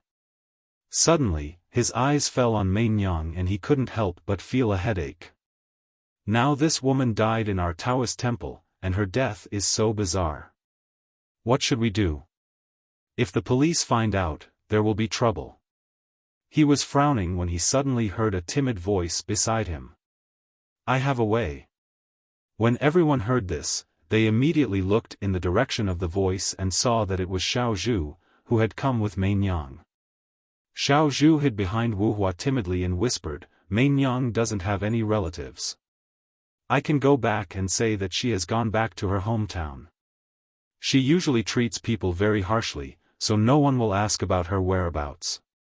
Li Yundong was a little surprised to see that Xiao Zhu, an ordinary person, dared to speak boldly in front of such a scene.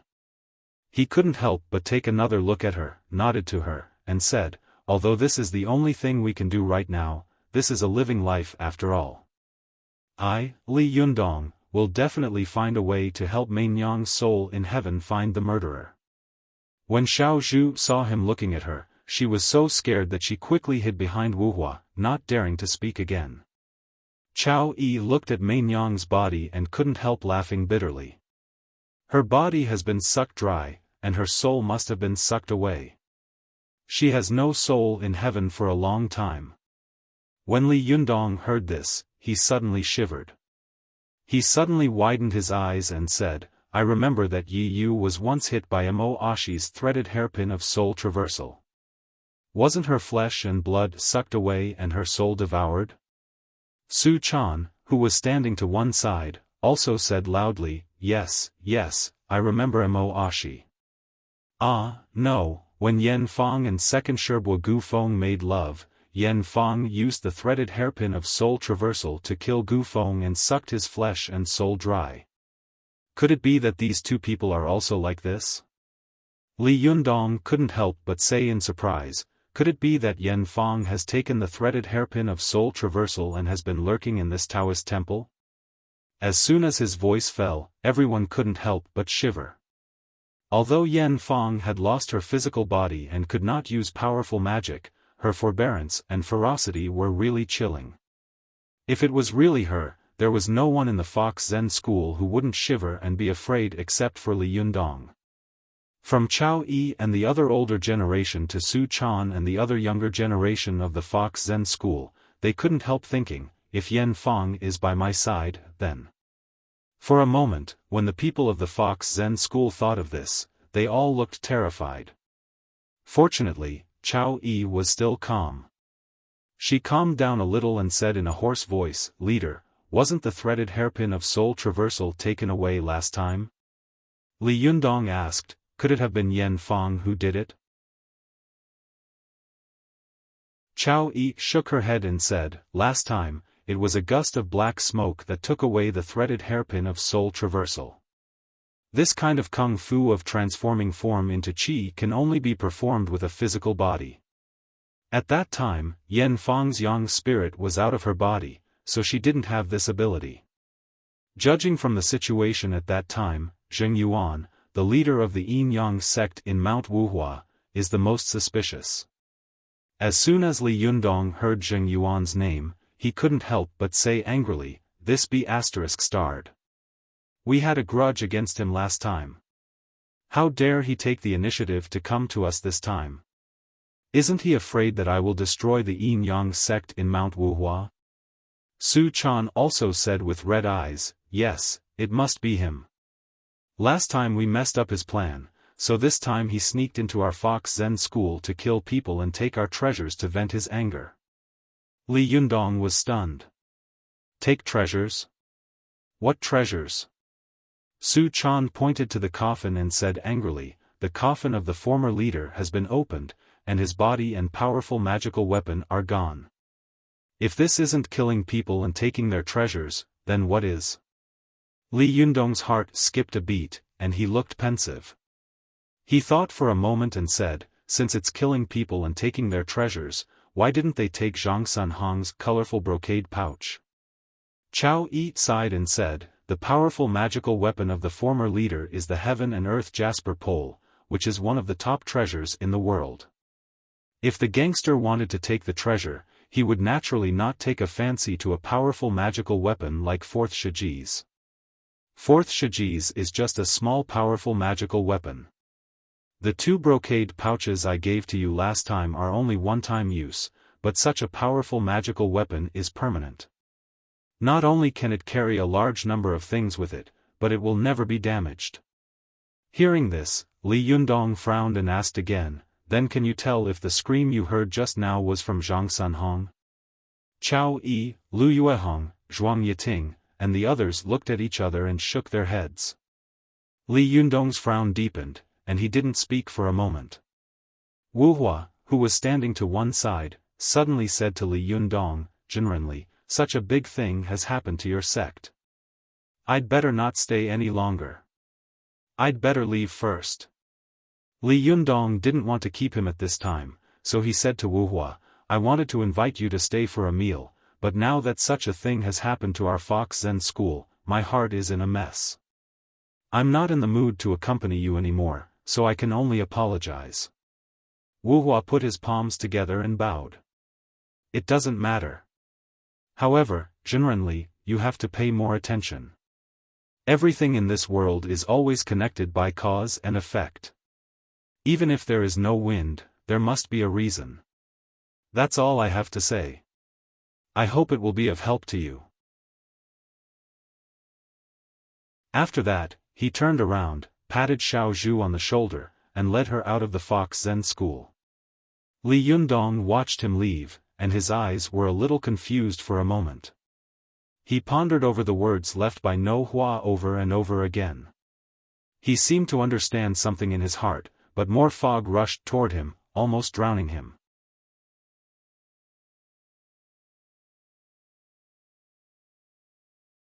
Chapter 323. Go to Watch Network. Li Yundong pondered for a while, then raised his head and said to Chao Yi and the others of the Fox Zen school, "You take the other disciples to your room first. Everyone stay together and don't separate. Go to the Fox Zen school. Chao Yi nodded and left the place with Zhuang Yiting and Lu Yuehong with the little foxes of the Fox Zen school. As soon as they left, the sound of chattering and crying suddenly disappeared. For a moment, the backyard was so quiet that one could hear a pin drop. Su Chan saw that the coffin was open, and there were 2 dried corpses lying on the ground. The surroundings were so quiet that she couldn't help but feel a little scared. She couldn't help but move closer to Li Yundong and tug at the corner of his clothes.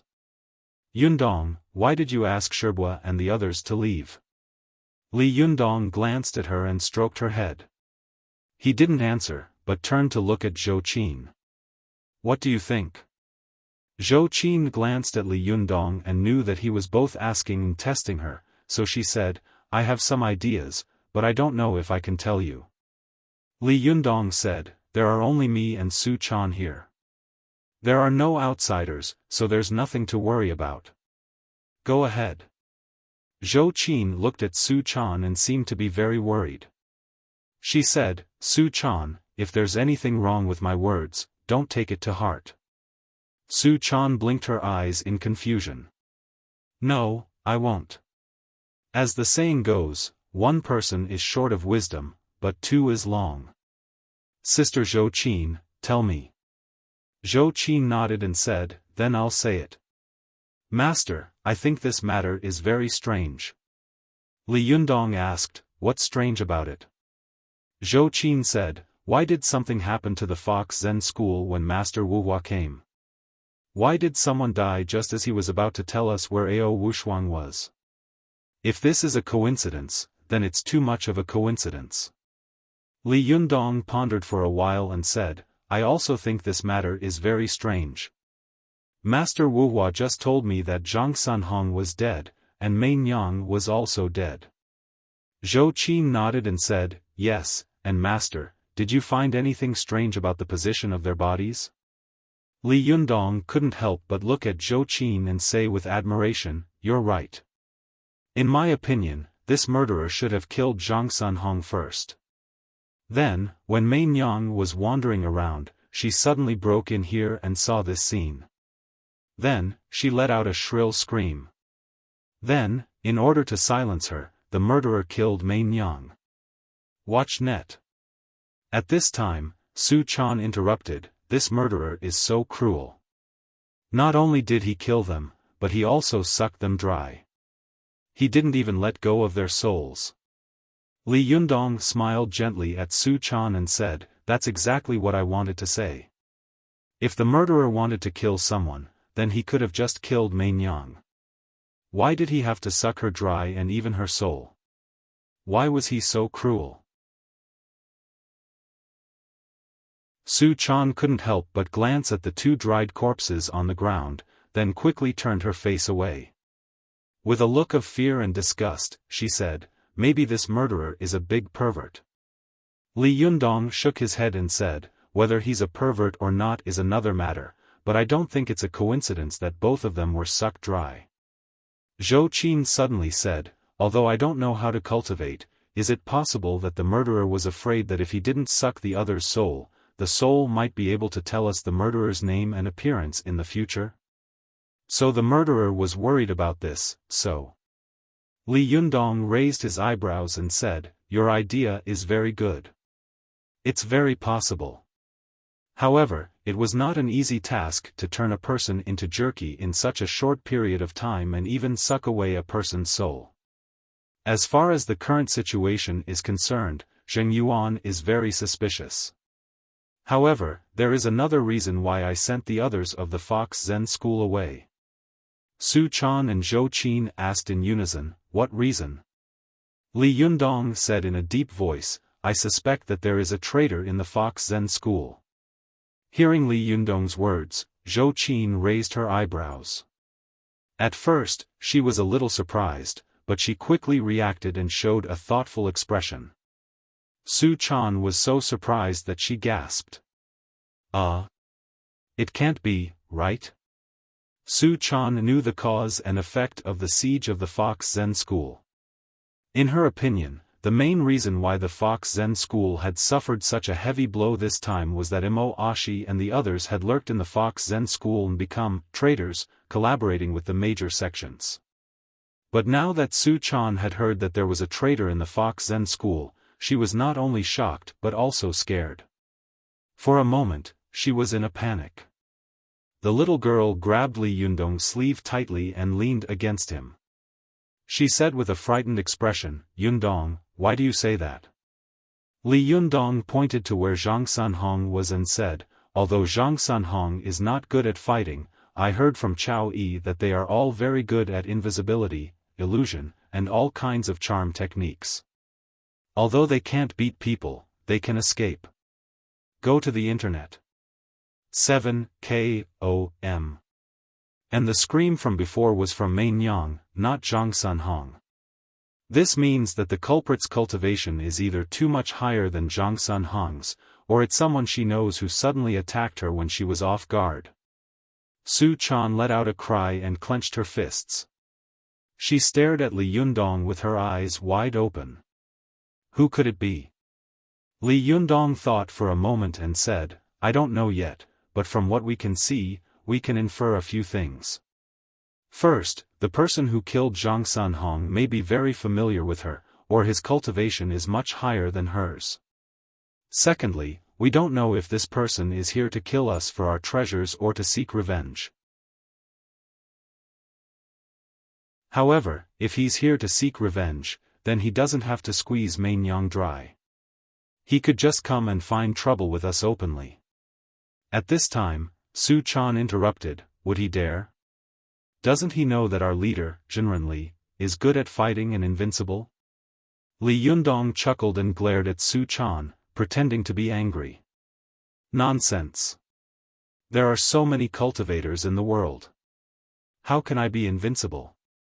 Li Yundong rubbed the little girl's head and continued, "Between killing for the treasure and seeking revenge, I prefer the former. Only those who kill for the treasure are really afraid that the other party will know who took the powerful magical weapon. But there's also something suspicious about this." Before he could finish speaking, Zhou Qin nodded and said, "Indeed, if he wanted to snatch the treasure, why did he want to snatch the body of the former leader, Lu Yi? By the way, could it be that the former leader ascended by himself, so his body was not left behind?" Hearing this, Li Yundong laughed. He shook his head and said, "No, Lu Yi died of serious injuries. In this case, it's impossible for him to ascend." Su Chan suddenly said in fear, "Could it be that the leader has been resurrected?" Li Yundong was stunned, but then he shook his head and said, "I don't think so. Why would Lu Yi kill his own disciple? And I saw the injury he suffered last time. It was a serious injury that could not have been more fatal." As he spoke, Su Chan and Zhou Qin couldn't help frowning and saying in unison, "Then who is it?" Li Yundong thought for a moment and said, "Su Chan, let me say something. Don't think too much. Ever since I took over the Fox Zen school, I have found that there is an inexplicable atmosphere in the school. Especially what happened today, there is an evil aura. I think there must be someone secretly watching our Fox Zen school with evil intentions." Su Chan looked worried. "Yundong, I'm the one who has dragged you down. Why don't you quit being the leader of the Fox Zen school? Don't let the affairs of our sect implicate you." Li Yundong laughed and said, "Don't be silly. How can you retreat when you encounter difficulties and run away when you see an enemy? Whether this person is a foreign enemy or a traitor, I believe that sooner or later he will reveal his true identity. If he is a traitor, I don't believe that he won't reveal his fox tail." This sentence was so appropriate that Su Chan couldn't help muttering a few words. She subconsciously touched her back, as if she was afraid that she would show her fox tail now. Li Yundong looked at the little girl and said with a smile, "I'm not talking about you. What are you worried about?" Su Chan pouted and said, "I'm worried that you will suspect me." Li Yundong laughed and said, "Even if all the people in the world are dead, I won't suspect you. Don't be silly." When the little girl heard this, she immediately beamed. She held Li Yundong's arm and was about to act coquettishly. Li Yundong quickly coughed and said, "How dare you? Is this a place to play?" Only then did the little girl remember that she was still at the scene of the murder. She stuck out her tongue and then carefully peeked at Zhou Qin. She saw that the girl's face was motionless, and there was no trace of emotion between her and Li Yundong's eyebrows, as if she was not unhappy at all because of her and Li Yundong's frolicking. Su Chan secretly felt relieved. She knew that Zhou Qin was extremely talented and would definitely be a strong help to Li Yundong in the future. Although she was Li Yundong's doting girlfriend, Zhou Qin would definitely be Li Yundong's first disciple. She didn't want to be at odds with her. Li Yundong didn't notice the little girl's mentality. He said, "For now, it seems that we can't stay in Tianlong Mountain anymore. This place is too large, and it's easy for murderers to take advantage of it. Moreover, I can't keep an eye on this place all day long." Zhou Qin asked, "Then where do you want them to go? To the secret chamber of the Fox Zen School?" Li Yundong shook his head and said, "No. If there is really a traitor, it would be equivalent to telling the other party about the existence of the heavenly Jindan technique. I want them to temporarily live in Hongsheng New area, where I live." Zhou Qin couldn't help but open her mouth wide with a strange look on her face. "So many female disciples are going to live in your place? Can you stand it?" There was a double meaning in her words. Li Yundong couldn't help but glare at her. "Do you think I'm also a Buddha of joy? I'm letting them live there, and I'll take Su Chan to another place to live." Zhou Qin's cheeks turned slightly red and she said with a dry smile, "I mean, don't you think they're noisy?" Li Yundong was not willing to believe her explanation. He just rolled his eyes at her and said, "Now, come with me to the secret chamber of the Fox Zen School. Su Chan, go into the room and get a pen and paper. Zhou Qin, you go too. Each of you make a copy of the heavenly Jindan technique, and then I'll find a way to seal this secret chamber. Then we'll go back to Tiannan City together." Su Chan and Zhou Qin turned around and went back into the house to look for pen and paper. Li Yundong, on the other hand, was pacing back and forth at the crime scene with a frown on his face. After a while, Su Chan and Zhou Qin came out of the house. Li Yundong put his hand on Zhou Qin's wrist and nodded to her. The three of them rose up. When Li Yundong took the two of them to the entrance of the secret chamber halfway up the mountain of the Fox Zen School, Li Yundong suddenly found that the branches and leaves at the entrance of the cave had been pushed aside, revealing an obvious entrance. This was no trivial matter. Li Yundong winked at Su Chan, asking her to take Zhou Qin and fly a little further down. He took a deep breath, pushed aside the branches and leaves at the entrance of the cave, and walked in himself. Li Yundong held his breath and concentrated. He walked lightly and slowly along the way, almost like a civet, not making a single sound. When he was about to enter the secret chamber, he clearly heard a faint, almost inaudible rustling sound coming from inside. Li Yundong's heart trembled. He knew that this person was probably the murderer, and Ao Wushuang's whereabouts were very likely to be related to him. He didn't hesitate any longer and rushed in fiercely.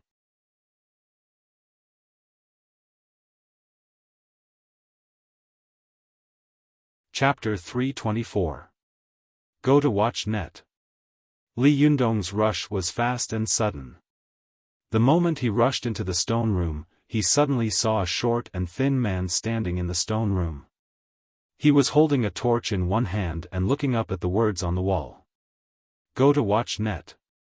7 KOM. Li Yundong looked over and suddenly felt that this person's figure was very familiar. He shouted, "Who is it?" This loud shout shook the rocks in the stone room. The short and thin man suddenly turned his head, but at the moment he turned his head, he seemed to find that something was wrong. He immediately raised his hand and covered his face with his sleeve. His body quickly turned into a blue light and rushed straight toward Li Yundong. Li Yundong shouted, "Come on!" After that, his qi and blood surged all over his body, and the Zhenjinqi rushed out. He pinched his fingers and made a fixed fundamental seal, which was like an avalanche. At this time, Li Yundong's cultivation quotient had reached the middle phase of the sixth heaven of the Huanying phase. As long as he cultivated the supreme Yin Qi from the Yang Qi, he could transform from the Yin spirit to the Yang spirit and reach the top phase of the sixth heaven, the Yuanying phase. The power of his Mahamudra was even greater than when he was fighting with people under the siege of the 6 major sections. There was a strong golden light in his palm. It was obvious that his Yang Qi had become unbelievably strong. The man who was rushing toward Li Yundong didn't dare to take it head-on. With a strange cry, he twisted his body and went around Li Yundong's palm in an extremely strange way, like a slippery loach. Li Yundong saw that the man had bypassed his attack and rushed in front of him. He shouted and punched out. This punch seemed ordinary, but its power was comparable to that of a mountain-splitting axe. Even if the iron Luohan was hit by this punch, it would be turned into a lump of scrap iron. Li Yundong's punch was fierce and fast. It was impossible for ordinary cultivators to dodge it. However, the man's feet suddenly moved again. His body seemed to have no bones, and his body slid to the side against Li Yundong's arm. This time, the enemy was on his back, and Li Yundong's waist and abdomen were within the enemy's attack range. He was shocked and thought to himself, why is this person's body movement so strange? Although Li Yundong had missed twice in a row, his kung fu in the face of the enemy was extremely amazing. Without thinking about it, he immediately lowered the qi all over his body. The qi of the upper dantian in his head surged down like a waterfall. He crossed his arms and pressed them down. His body shook violently, like a black bear shaking off lice. This move was the heaven and earth embrace that Li Yundong had secretly learned from Zhang Tianhe. This was equivalent to connecting all the qi in his body and spreading it densely to every part of his body. In an instant, he had an extremely strong ability to resist attacks. As Li Yundong pressed down, the ground under his feet shook. The air around him surged violently, like a majestic wave, blowing away the person who was close to him in an instant. Watch net. 7 KOM. However, this person didn't seem to have any intention of fighting with Li Yundong at all. He took advantage of Li Yundong's moment to jump into the tunnel. Li Yundong thought to himself, oh no, he's trying to escape. Li Yundong stopped in his tracks and chased after him. Although he was fast, he couldn't compare to the person in front of him. In the blink of an eye, the two of them rushed out of the tunnel. As soon as they were out of the tunnel, the man immediately turned into a blue light and left like lightning. Su Chan was floating in the air with Zhou Qin. Seeing Li Yundong chasing after her, she hurried over to meet him. Su Chan asked nervously, Yundong, are you okay? Who was that person? Li Yundong looked hatefully in the direction where the man had gone and said, I'm fine. I don't know who this person is, but from the situation of the fight just now, this person's body method is strange and cunning. I've only seen it in one person. Su Chan quickly asked, who? Li Yundong said in a deep voice, the former leader of the Fox Zen school, Lu Yi. Su Chan was shocked. Impossible. Isn't he dead? Li Yundong pondered for a while, his face surprisingly cold. I'm not sure. Maybe there are many people in the world with such strange footwork. However, the only thing I can be sure of is that the secret room of our Fox Zen school has been exposed. Hurry up and copy the heavenly Jindan technique. I want to seal this secret room. Su Chan nodded, turned her head, and looked at Zhou Qin. The two of them quickly flew into the stone cave. At the entrance of the cave, Su Chan looked at Li Yundong, who was floating outside the cave and didn't come in. She asked, "Aren't you coming in?" Li Yundong shook his head and said, "Now the enemy's situation is unknown. I'll help you keep a lookout outside. Hurry up. Su Chan, if you find anything wrong, warn us as soon as possible." Su Chan nodded obediently. The two of them turned around and entered the cave. It was not the first time that they had entered this stone cave. Su Chan said to Zhou Qin, "Sister Zhou Qin, you copy the big characters, and I'll copy the small ones." Zhou Qin nodded and said, "Well, it'll be faster this way." The two of them divided the work and copied the heavenly Jindan technique, and then carefully compared it. After confirming that there were no mistakes, they came out of the cave. Watch net. 7 KOM. When Li Yundong saw them coming out, he secretly breathed a sigh of relief. He looked at them and asked, "Are you okay?" Seeing that he was so worried about her, Su Chan smiled sweetly and said, "What's wrong?"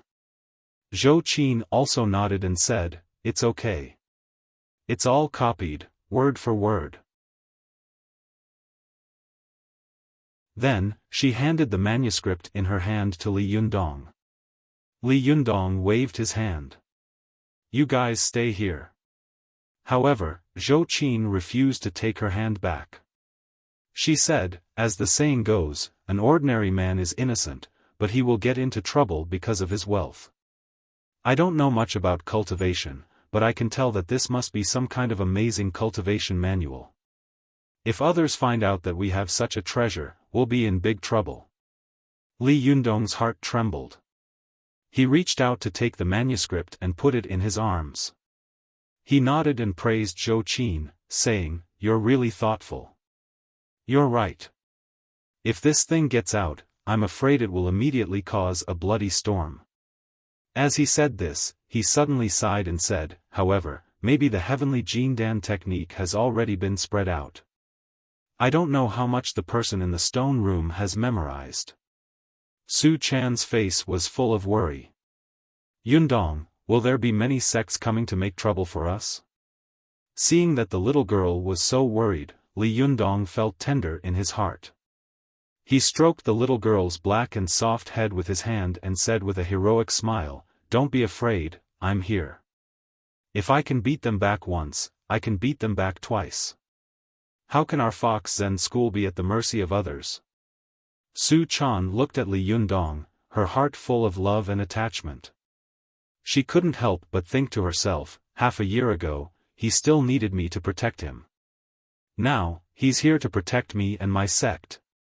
Li Yundong patted the little girl on the shoulder with a smile and said, "Take Zhou Qin outside and hide somewhere far away." Su Chan was a little confused, but she had always been obedient to Li Yundong and would do whatever he said. She flew with Zhou Qin more than 10 meters away with her qi and looked at Li Yundong. Li Yundong also flew out of the cave with his qi and flew to the top of the cave. Then, he suddenly used his qi and his body crackled, as if a string of firecrackers had been set off. His body suddenly swelled, his arms became as thick as his legs, and his thighs became as thick as his waist. The muscles all over his body bulged, like a Vajra warrior descending to the world. Zhou Qin and Su Chan had never seen Li Yundong use such magic before, so they were so shocked that their eyes widened. Li Yundong suddenly raised his arms, and then his fists, like two iron hammers, smashed against the mountain wall. With a loud bang, the mountains and the earth trembled violently. With a crash, countless boulders fell down, instantly blocking the passageway tightly. Su Chan and Zhou Qin saw a boulder rolling down the mountain and smashing toward Li Yundong's head. They both exclaimed at the same time, "Be careful." This boulder was the size of 4 or 5 millstones and weighed thousands of kilograms. If it hit a person, they would immediately turn into meat paste. Li Yundong heard their exclamations and looked up, but he did not panic. He just took a deep breath, waved his arm, and smashed the boulder with his flesh and blood. Like a baseball player swinging a bat, he smashed the boulder into the sealed entrance of the cave. With a loud bang, the rubble sank deeply. At this time, the shaking of Tianlong Mountain stopped, and only scattered rubble continued to fall. At this time, both Su Chan and Zhou Qin were dumbfounded. Zhou Qin knew that Li Yundong was a cultivator and knew all kinds of incredible magic, but she had never thought that Li Yundong could be so strong. Just now, the boulder that weighed thousands of kilograms had been blasted into the entrance of the cave like a cannonball, as if the boulder was just a small mud ball. Zhou Qin was so shocked that the hair on her back stood on end. She stammered, "Can a human be so strong? Is he still a human?" Su Chan looked at Li Yundong with admiration in her eyes and said, "Li Yundong is only 2 steps away from becoming a great cultivator. When he reaches the realm of immortal Jinshan, he will be even more powerful. At that time, he will have earth-shattering power with every move, and he will be no different from a true immortal or true god." Zhou Qin was even more shocked. She thought to herself, "I knew that Li Yundong was very strong, but I didn't expect him to be so strong. I don't know how long it will take me to catch up with him." Su Chan also thought to herself, "Yundong's cultivation speed is too fast. He has already far surpassed me. I have to work harder, or I will become a burden." After Li Yundong sealed the entrance of the cave, he flew toward Su Chan and Zhou Qin. As soon as he got close, he saw Su Chan asking curiously with a look of admiration on her face, "Yundong, you are so powerful. What magic did you use just now? Why is it so powerful? I thought that our Tianlong Mountain was going to be destroyed by you just now." Li Yundong smiled slightly and said, "This is the heavenly Jindan technique." Su Chan asked curiously, "Is the heavenly Jindan technique so magical? It can make you so burly, like a strong man of the heavenly court?" Li Yundong explained, "When the heavenly Jindan technique is cultivated to the 5th, 6th, and 7th turns, the bones, flesh, and internal organs of the human body can be changed, which is equivalent to reconstructing the human body. When the 7th turn is cultivated, it is equivalent to obtaining a second life, so that the human body can break through the limits of the human body and freely control the growth of the bones and flesh in the human body." Su Chan said excitedly, "I used to hear from my master that there were great cultivators who could cultivate 3 heads and 6 arms. At that time, I thought it was a lie, but I didn't expect it to be true. Yundong, can you cultivate 3 heads and 6 arms?" Li Yundong laughed and shook his head. "Not yet." The cultivation method of the heavenly Jindan technique is different from the ordinary cultivation method of the 9 heavens. It mainly trains courage, then stimulates the flesh and blood, and stimulates the metabolism of the human body, so that people can become saints. If I want to cultivate 3 heads and 6 arms, I must cultivate to the 9th turn. I have only cultivated to the 7th turn now, and I am still 2 levels away from the 9th turn. Su Chan smiled and said, "It's only 2 levels. It's very fast. When you learn it well, you have to teach me." Li Yundong chuckled and said, "In the way of cultivation, it's normal to advance 1,000 miles at the beginning, but the further you go, the slower your cultivation speed will be. Zi Yuan herself is a genius and is known as the #1 expert of the younger generation in the cultivation world. But after she reached the Yuanying phase, it was difficult for her to make any further progress. It can be seen how difficult the later cultivation will be." Su Chan smiled and said coquettishly, "I don't care. Anyway, you have to teach me." Li Yundong smiled at her lovingly and said, "Okay, okay. When we go back, I will teach you the heavenly Jindan technique." As he spoke, he turned his head and looked at Zhou Qin, only to see that the girl was also staring at him, her eyes full of hope. Li Yundong smiled at Zhou Qin and said, "Don't worry, I will definitely teach you everything I know. I will not hide anything." When Zhou Qin heard this, she was overjoyed, and a heartfelt smile appeared at the corner of her mouth. Li Yundong waved to Su Chan and Zhou Qin and said, "Let's go back." don't waste time here. The three of them flew from the mountain to the Taoist temple. As soon as they landed in the backyard, Li Yundong heard a noise coming from the front of the Taoist temple. Li Yundong's heart skipped a beat. He looked at Su Chan and Zhou Qin and said, "Let's go and see what's going on." He rushed to the front yard with the two of them, only to see Chao Yi and the others from the Fox Zen school confronting a group of people. These people were all dressed as tourists, and their leader was a young man in brown casual clothes and a brown cap on his head. The man shouted at Chao Yi angrily, "We have already bought tickets at the foot of Tianlong Mountain. Since this is a scenic spot, why can't you let us in? Is this Taoist temple your private property?" Li Yundong was stunned. Only then did he remember that the Taoist temple of the Fox Zen school was a tourist attraction. He was going back to his parents' home today.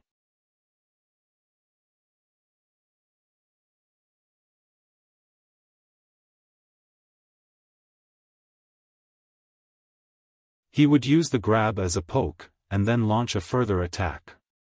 It was like a storm, and he would not stop until he defeated the opponent. However, Li Yundong chose to meet force with force. He used his fingers to break the man's finger bones and break his grasp. Now that Li Yundong had used Sherneng's move, its power was much greater than Sherneng's. The man who had attacked him felt as if his hand had been handcuffed, and he couldn't move at all. However, his other hand, which was poking at Li Yundong's lower dantian, was only an inch away from hitting his vital parts.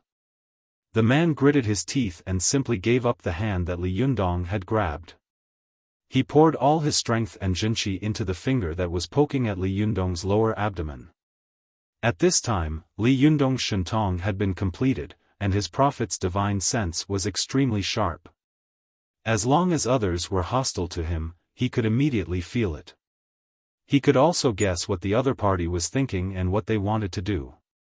Li Yundong guessed that the other party had the idea of cutting off one of his arms in order to defeat the enemy. He smiled coldly, grabbed the three vital parts of the other party's Yangqi, Yanggu, and Yangshi, and said in a low voice, "Be careful, don't be so impulsive." Before he could finish his words, the man felt his whole body stiffen. Li Yundong's three fingers had buckled his three vital parts, and his qi had been blocked. His whole body was out of control, and his fingers were only a millimeter away from the vital parts of Li Yundong's lower dantian, but he couldn't poke any further. Zhou Qin, who was standing to one side, was relieved at this time. She was a sensitive and studious person. When she saw that Li Yundong had grabbed the other party's wrist, the other party seemed to have been immobilized and couldn't move at all. She couldn't help but ask, why can't he move when Li Yundong grabs his wrist? Seeing that Li Yundong had resolved the sneak attack, Su Chan patted her chest and explained in a low voice, as the saying goes, pull one part and the whole body moves. If I pull your head, if you don't want to feel pain, your whole body has to move. This is the reason why Yundong grabbed this person's wrist. Moreover, by grabbing the vital points on the other party's wrist, Yundong's true qi invaded his body and controlled his body.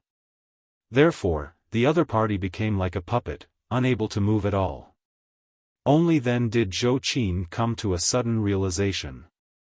Su Chan, Zhou Qin, and the others from the Fox Zen school had seen the fight between Li Yundong and the man, but the tourists hadn't seen it clearly.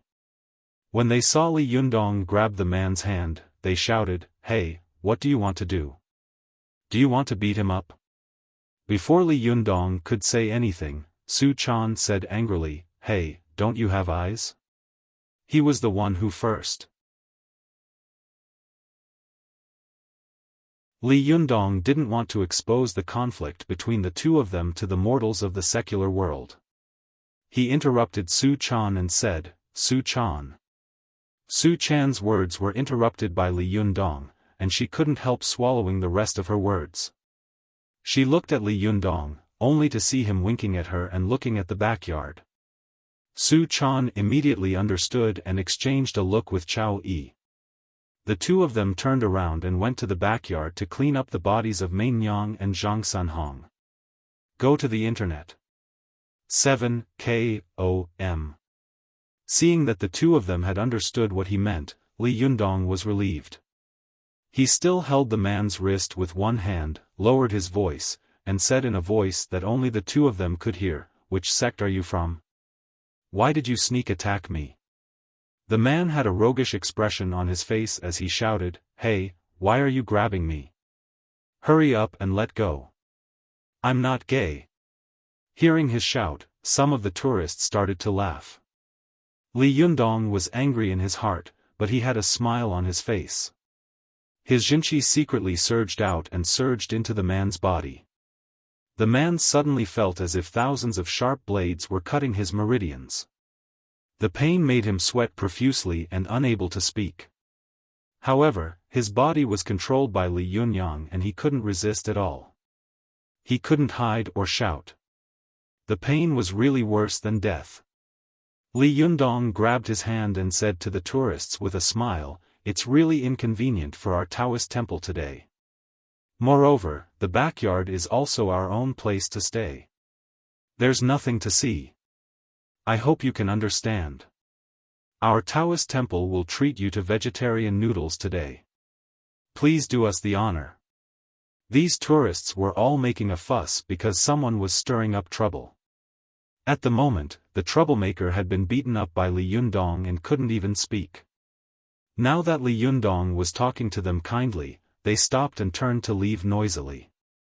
But someone among the tourists pointed at the man who was being held by Li Yundong and said, "Why don't you let go of him?" Li Yundong smiled and said, "I feel like old friends with this friend of mine. I want to talk to him later." "Why? Do you want to have a chat with us?" The man said loudly, "You are holding him hostage, aren't you?"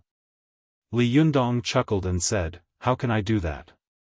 If you don't believe me, you can ask him yourself." As he said this, he turned his head to look at the young man he was holding and asked, "Did you stay willingly?" How could the young man agree? However, he felt an invisible force pressing down on his head from above. It was as if an invisible hand was pressing down on his head, pressing it down again and again. Seeing that he was nodding desperately, the tourists immediately laughed and scolded, "Damn it, how dare you say you are not gay? What the hell is going on? You were like mortal enemies just now. Why are you so nice now?"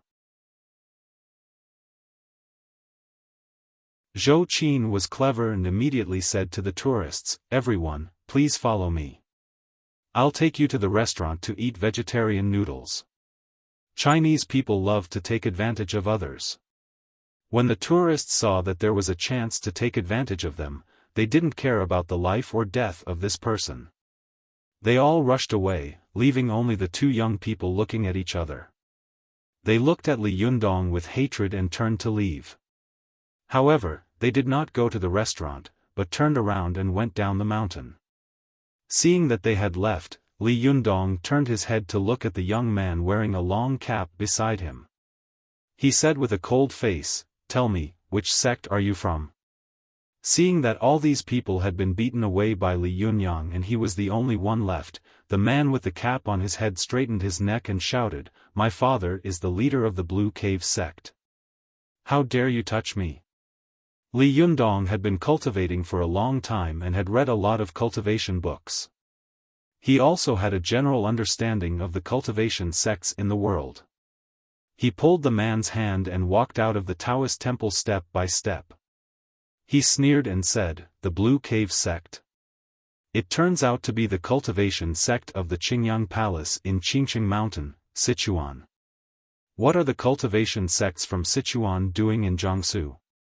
Why are you making trouble for me?" The man also sneered and said, "I can come here if I want to. It's none of your business. This mountain doesn't belong to you alone." Li Yundong was a little angry. He exerted force with his fingers, and the man let out a cry. Beads of sweat flowed down his forehead like beans. Li Yundong said in a cold voice, "Don't think that I don't dare to touch you. When the 6 great sects besieged the Fox Zen school, I killed 2 people and defeated 9. The souls in my hands are not less than yours. Anyway, killing 2 is killing, and killing 3 is also killing. I dare to offend the 6 great sects and the Zhengyi school. Don't think that I don't dare to offend the cultivation sects in Sichuan.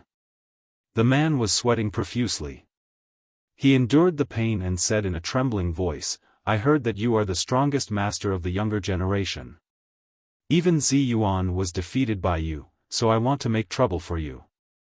As long as I win, I will be the strongest master of the younger generation. When Li Yundong heard this, he laughed out loud and said, What do you mean by first and second? Do you have the nerve to call yourself first after winning by such means? The man turned his face away and didn't say anything, but his face was full of disapproval. Obviously, in his opinion, only victory and defeat could be determined in a fight, not in the light of the means. Li Yundong saw that they were on different paths, so he didn't want to waste his breath. He just led the man out of the Taoist temple and warned him with a sneer, Today, for the sake that you didn't make things difficult for others and directly attacked me, I will spare you this time. When you go back, tell the cultivators of the younger generation in the world that if they are not convinced, they can come to challenge me. I, Li Yundong, will never refuse. But if anyone dares to attack the people around me or use any tricks, I will not be polite to him.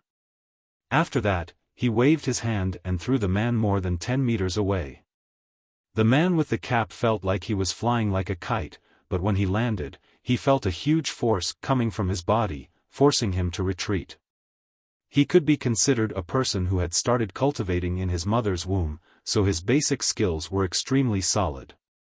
After getting out of Li Yundong's control, he immediately sank his qi into his dantian, trying to control his body.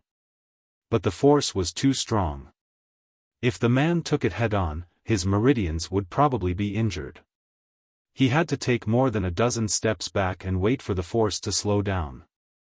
Only then did he prepare to use qi to stabilize his body. However, just as he was about to use qi, another force suddenly pounced on him. It was like one wave after another, slapping him back again. The man felt helpless and thought to himself, the sneak attack of the leader of the Fox Zen school when he caught me didn't seem to be a coincidence. His hidden strength is really good. He had no choice but to retreat again. But after taking more than a dozen steps back, there was suddenly a fierce force in the force, as if 2 small waves were followed by a real huge wave. Only then did the man's expression change. Although there were not many cultivators in the world who could divide their strength into 2 and explode it one after another, there were still quite a few of them. But in front of him, there was a huge force hidden behind the 2 forces. This kind of twists and turns couldn't be done without a very authentic, vigorous, and condensed jinqi. How did this man cultivate? Could it be that he had really cultivated the heavenly Jindan technique as the rumors said? This time, the man with the cap retreated dozens of steps before he managed to offset the force. After he stopped, his body trembled involuntarily and his feet were soft, as if he was still swaying in the waves just now. Standing on the stairs halfway up the mountain, the man looked up at the Taoist temple where the Fox Zen school was located. His arrogant face finally showed a look of horror. I strongly recommend the modern cultivation film, Chinese Fairy Doctor. Everyone is welcome to come and watch it.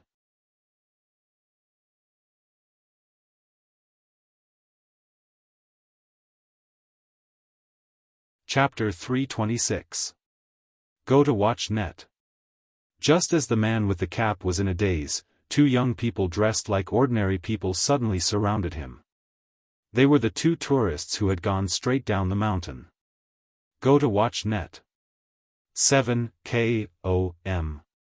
The 2 young people approached him and asked with concern, Shirdi, are you okay? The man with the cap was pale and his forehead was covered with cold sweat. He said, I'm fine. A person next to him asked, Shirdi, have you found out whether this person has learned the heavenly Jindan technique? The man with the long cap said with lingering fear, I didn't find out. But this man's jinqi is so strong and condensed.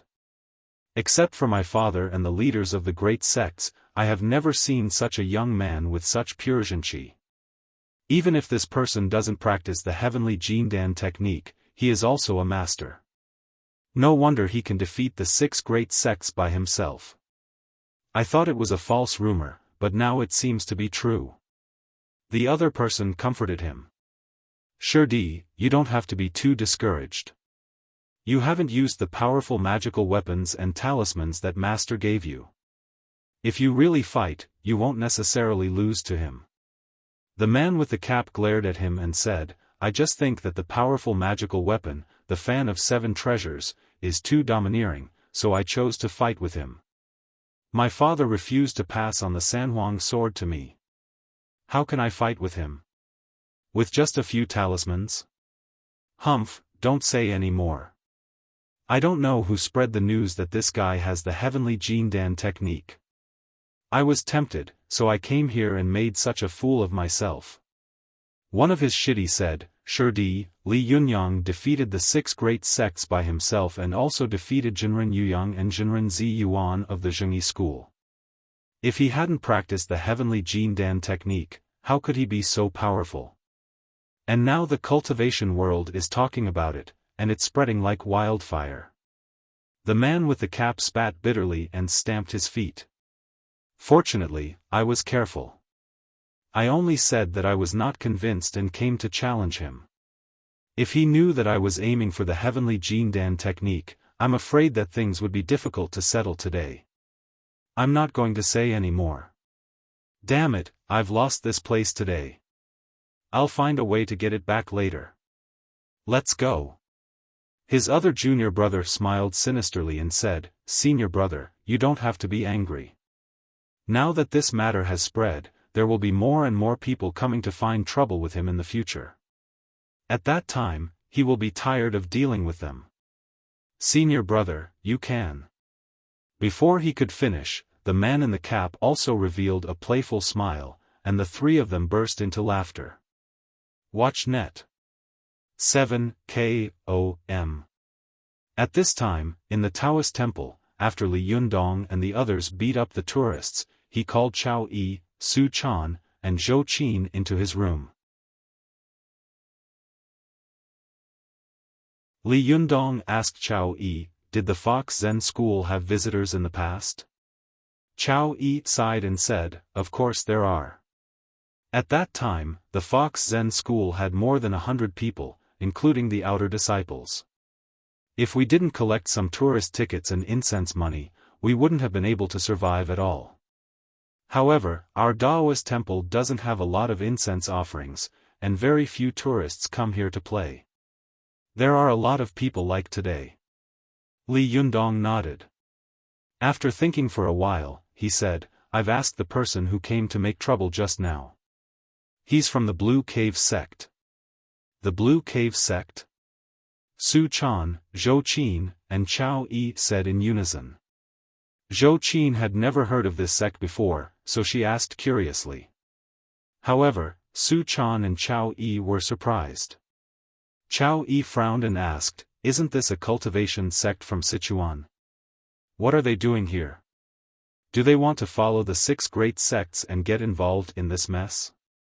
Su Chan snorted and said, then they're too late. The 6 great sects have been defeated by Yundong.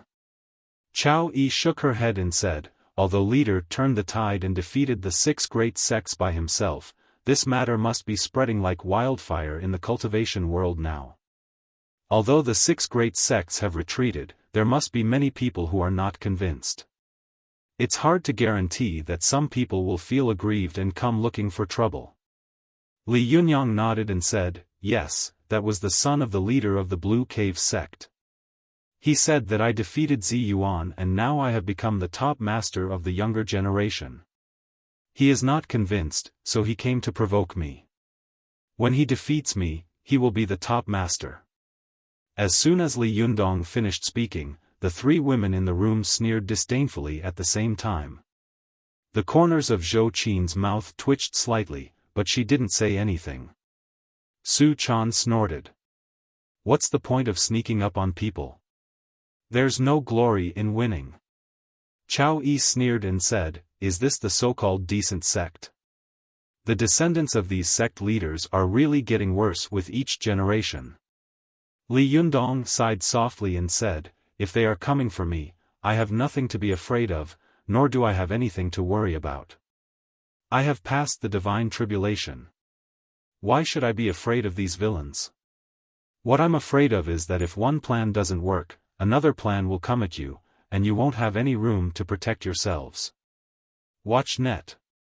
Chao Yi said with a face full of shame, "Alas, as an elder of the Fox Zen school, I can't even protect myself.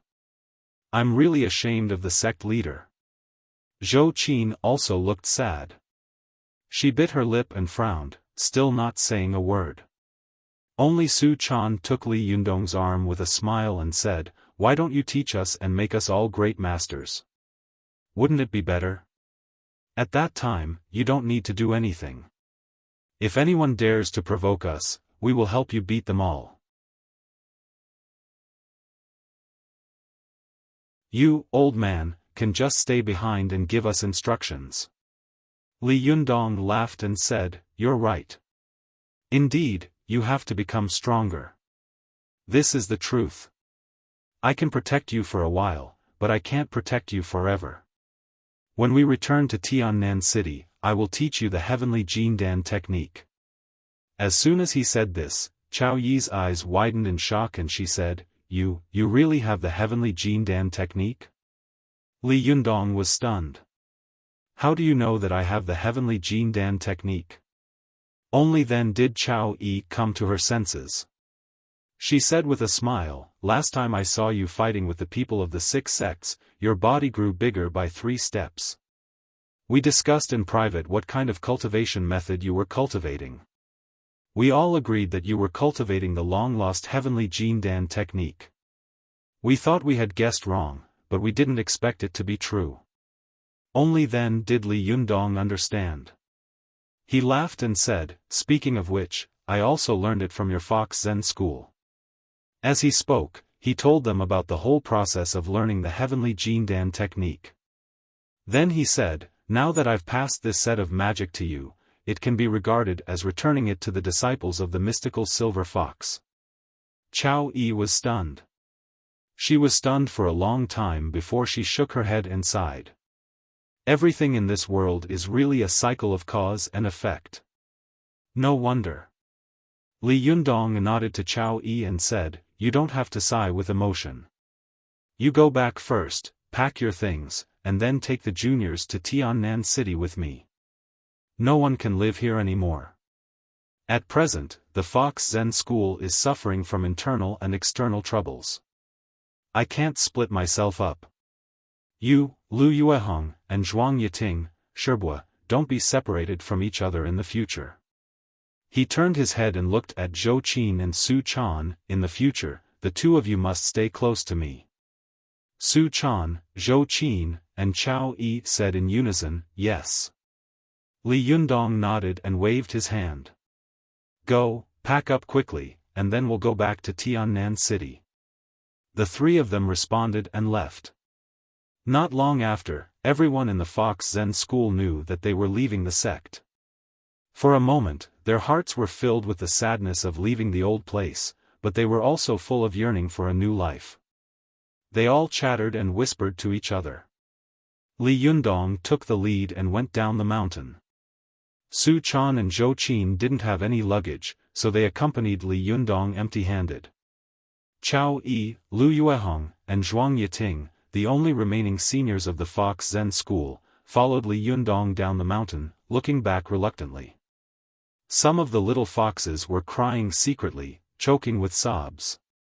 Su Chan felt very sad when she heard this. When she followed Li Yundong to the foot of the mountain, she pulled his arm, looked back at the towering mountain, and asked, "Yundong, do we have to leave? Can we come back again?" Li Yundong also looked back at Mount Tianlong and said in a low voice, "A great man once said that if you keep the land but lose the people, you will lose both the people and the land. If you keep the people and lose the land, you will gain both. Right now, we are too weak to defend this mountain. If we insist on staying, we will only give the enemy a chance to attack us one by one. When we become stronger, we will come back, and we will come back openly." The little fox nodded vigorously. "Yes. I will also become stronger." Zhou Qin glanced at Li Yundong from the side and secretly remembered Li Yundong's vow in her heart. She thought to herself, "Master, I will help you realize it." Li Yundong and his group of more than 10 people took the train from Dongwu City to Tiannan City. There were more than a dozen women in this group, all of whom were stunning beauties. Li Yundong was the only man. He was really a little green in a sea of red, surrounded by a group of beautiful women. The male passengers on the road were so envious that their eyes turned red. The appearance of so many beautiful women at the same time was naturally extremely eye-catching.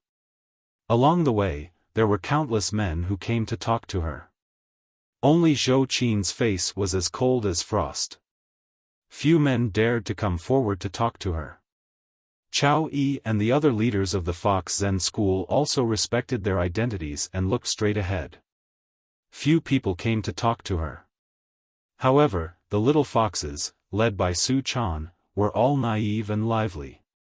They couldn't keep a straight face even if they wanted to, so they were naturally harassed to the point of being miserable. After finally getting off the train, the group of little foxes rushed out of the train as soon as possible like prisoners who had been released. They looked around excitedly while whispering to each other about what their new home would look like.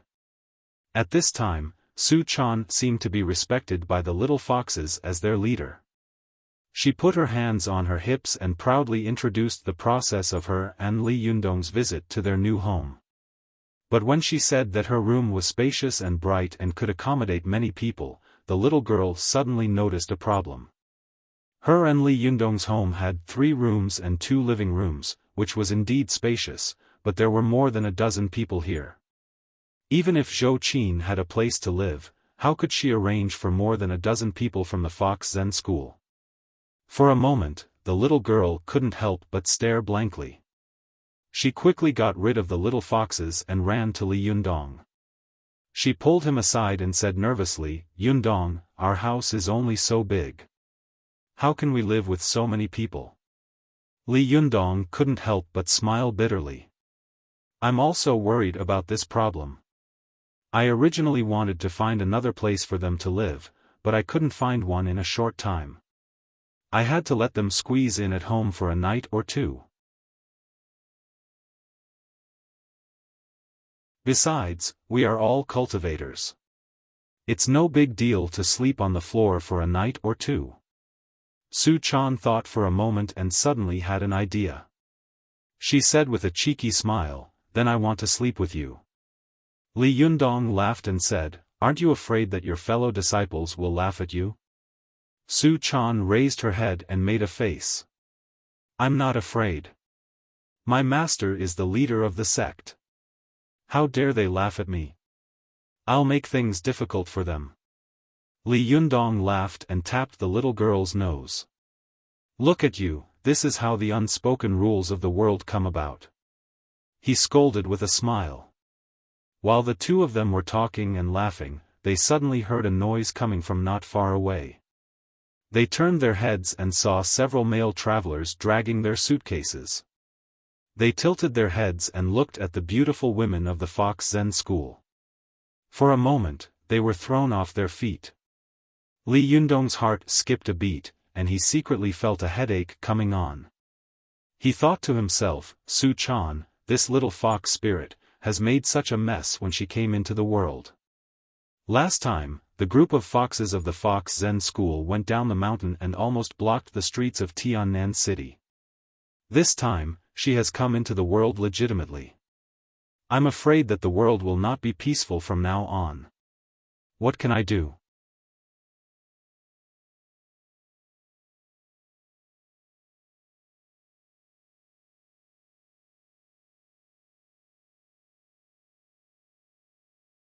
Seeing Li Yundong glaring at her, the little girl blinked in confusion at first, but she soon saw the fellow disciples behind Li Yundong, who were also staring at her.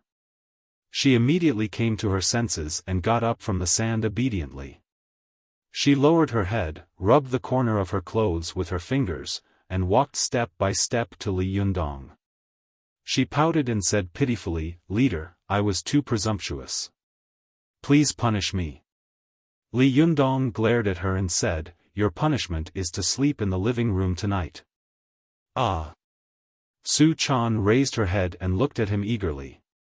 But when she saw the determined look on his face, she could only say, "Oh," and lowered her head with a look of disappointment. Li Yundong didn't seem to see her expression. With a straight face, he said to the disciples of the Fox Zen school behind him, "Come in, everyone." Seeing that Su Chan had been reprimanded, the little foxes immediately became much more obedient. One by one, they entered the door, and the originally spacious living room suddenly became crowded.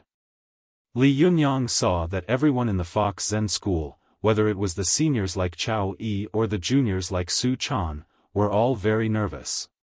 He smiled slightly and said, "Don't be so nervous. It's as if you've entered a black shop." As soon as Li Yundong said this, everyone immediately laughed, and the tense atmosphere dissipated a lot. Li Yundong dragged over a few chairs in the dining room and said, "Sit down, all of you. Su Chan, Zhou Qin, you and the other Shiji can sit on the sofa or the carpet. Chao Yi, you three Shirbua, come and sit on the chairs in the dining room." Chao Yi smiled and said, "Leader, you don't have to be so polite. We can sit with the juniors." Li Yundong pressed Chao Yi and the others into the chairs and said, "No, there is a difference between the old and the young. This must be clearly distinguished." After the group of people sat down, Li Yundong saw that everyone was looking at him eagerly. He said, "Ever since I took over as the leader of the Fox Zen school, our school has been restless and unstable. I will first reflect on myself. I am not good at being the leader. I am not qualified." As he spoke, he stood up and bowed to the people of the Fox Zen school in apology. Watch Net. 7 KOM. Chao Yi and the other Sherpa said one after another, "Leader, you are too serious. Leader, it's not your fault. Leader, if it weren't for you, our Fox Zen school would have been destroyed."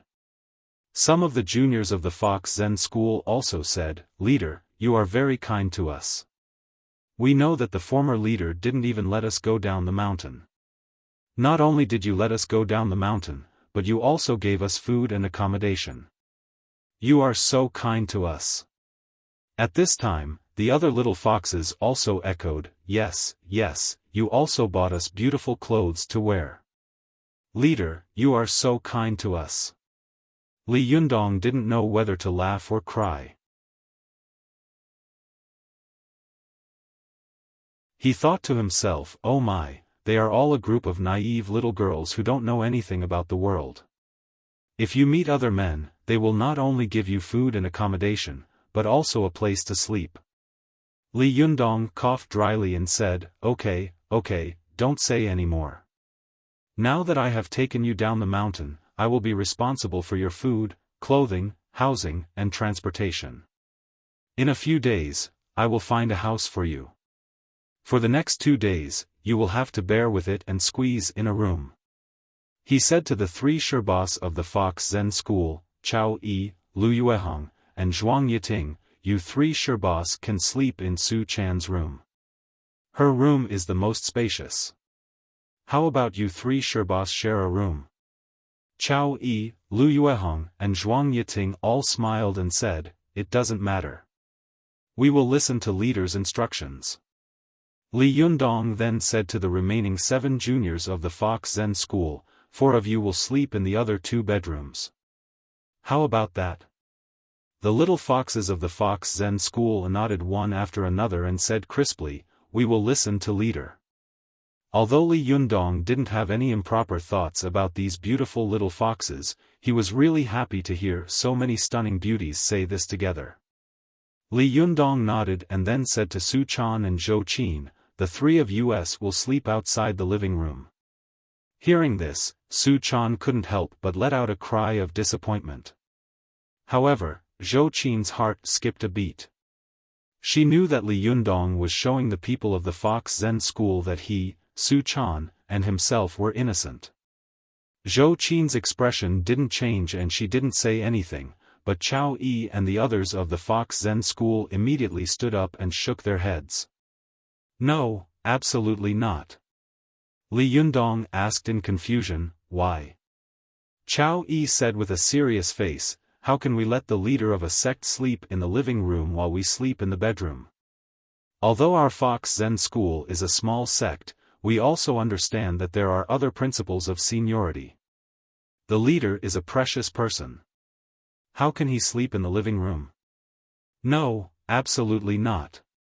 Lu Yuehong also nodded in agreement and said, Sixth Shimmy is right. If you sleep in the living room, we would rather not sleep. Zhuang Yiting also said, that's right. Seeing that the three Sherbua had agreed, the juniors of the Fox Zen school immediately followed suit and said, that's right. Li Yundong smiled bitterly and said, then what should we do? Chao Yi said, the leader should have a room by himself, and then the three of us will share a room. Su Chan and Zhou Qin will share a room, and the juniors of the Fox Zen school will squeeze in the living room. That's good. Li Yundong shook his head and said, how can this work? How can 7 people squeeze in the living room? However, Chao Yi said flatly, we cultivators don't have high requirements for a place to sleep.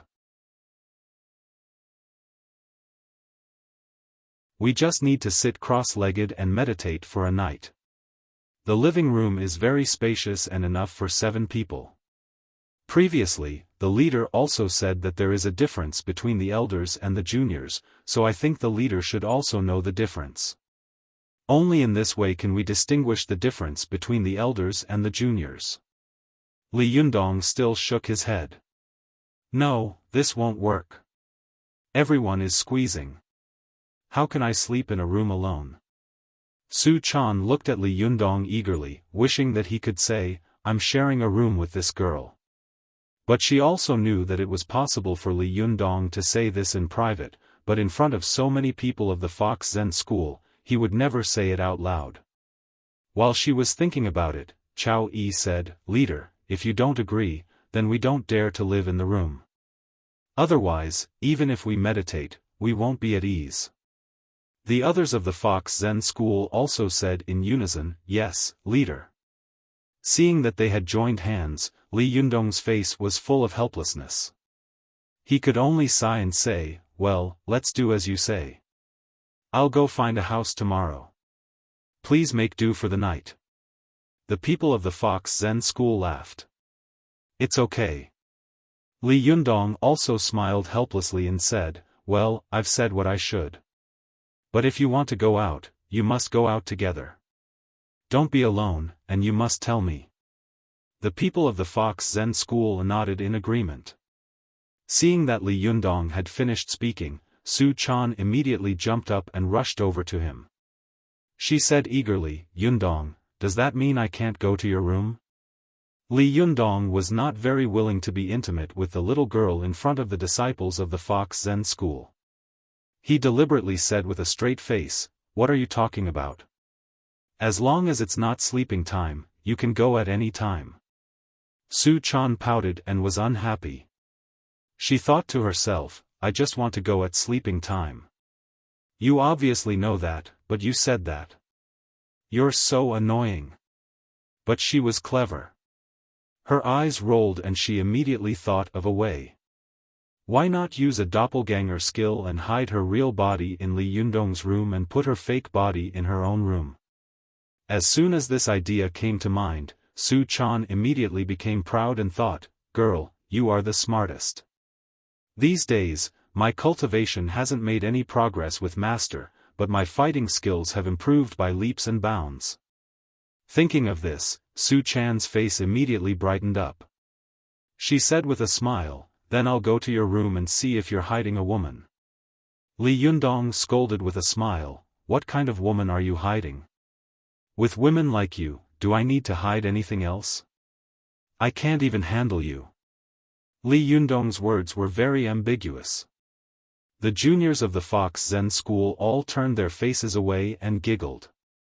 Seeing their strange expressions, Li Yundong came to his senses.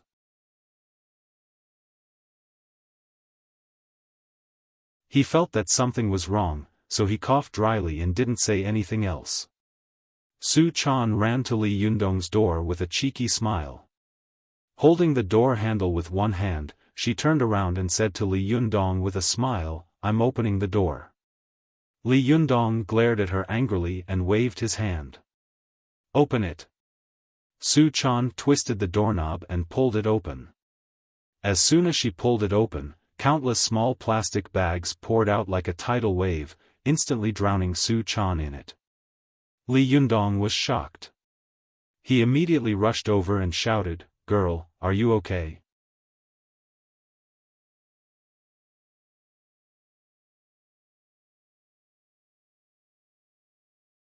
Chapter 328. Go to watch net.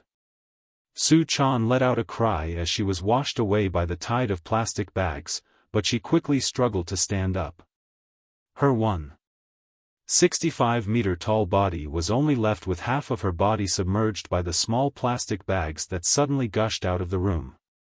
She stared at the plastic bags under her in shock, then picked one up and saw a few words written on it, Fujian Taiguanin. At this time, Li Yundong also found that his room was full of tea bags. He was stunned and said, "What's going on? Why are there so many tea leaves?" Just as he was puzzled, he suddenly heard the sound of keys at the door. Then the door was pushed open, and Ruan Hongling and Zi Yuan walked in with big bags. Go to watch net. The two female disciples of the Linggong sect were shocked to see so many people in the room, especially the female disciples of the Fox Zen school. Ruan Hongling's eyes widened and she said in shock, "What's going on?"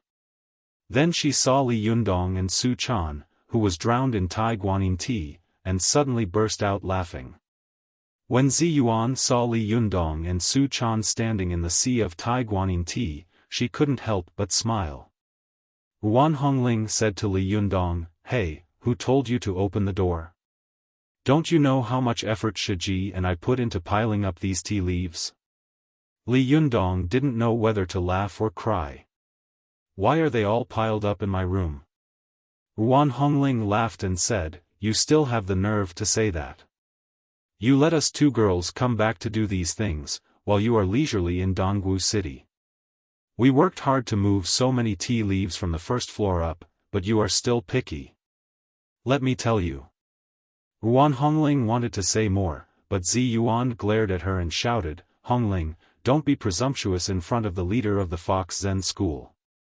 The implication of Zi Yuan's words was very obvious. She was reminding Ruan Hongling that Li Yundong was not someone she could yell at casually. He was the leader of a sect. Only then did Ruan Hongling react. She snorted with a resentful face and swallowed the rest of her words. Chao Yi was quick-witted and quickly reacted. She stepped forward, bowed to Zi Yuan and Ruan Hongling, and said, "Amateus, sorry to disturb Jinren Zi Yuan and Jinren Hongling." Zi Yuan smiled faintly and returned the greeting. "You're welcome. How can I disturb you?" When the others of the Fox Zen school saw Zi Yuan and Ruan Hongling come in, although they did not take the initiative to come forward to show their goodwill like Chao Yi, most of them stood up one after another, maintaining a vigilant and distant attitude.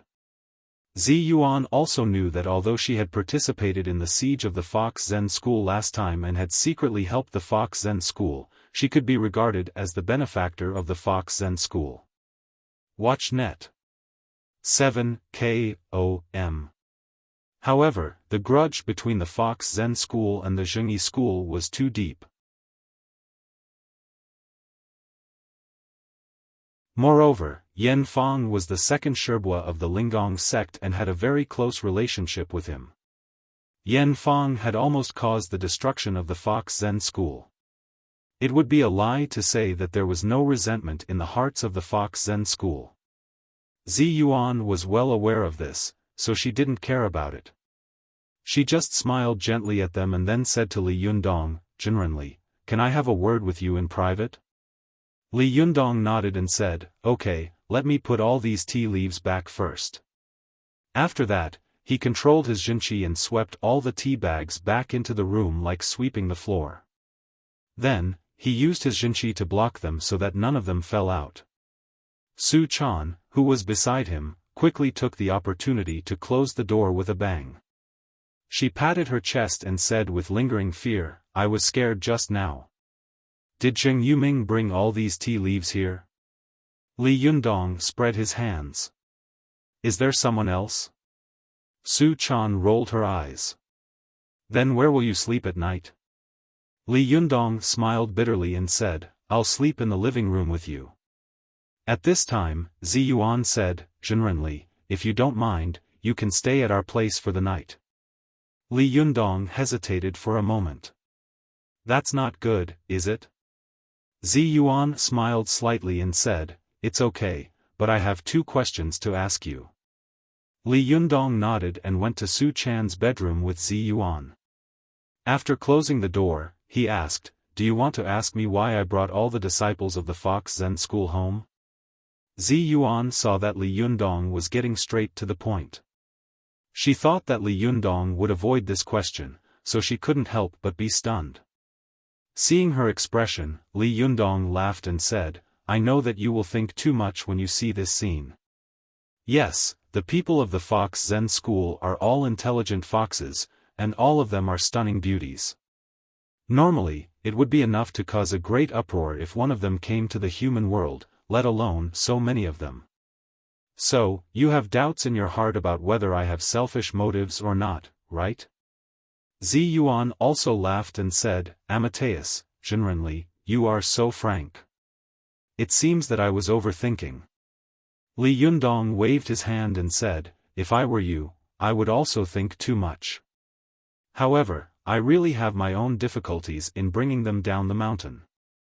Even if you didn't tell me, I would have told you. Go to the internet." 7 KOM. Zi Yuan asked curiously, "Oh. What's so difficult about the famous Zhenrenli?" Li Yundong sighed and said, "Don't tease me. There's no one else here. Given our friendship, there's no need to be so polite." As he said this, he told Zi Yuan what had happened to him before, and then said, "Such a tragedy has occurred in our Fox Zen school, and even a mortal has been implicated. This matter is really a thorn in my heart, making me restless." Zi Yuan said with a serious face, "Do you suspect that there is a traitor in your Fox Zen school?" Li Yundong said, "Yes. Now the Fox Zen school is suffering from internal and external troubles, and the situation is extremely bad. Not only has its economic lifeline been cut off, but the food, clothing, housing and transportation of a group of people have also become a problem. Moreover, the major sects are still not giving up on the Fox Zen school. Yesterday, I found a gangster peeking at the heavenly Jindan technique in the secret room of the Fox Zen school. I think if the news that the heavenly Jindan technique is in the hands of the Fox Zen school gets out, our Fox Zen school will not have a good life.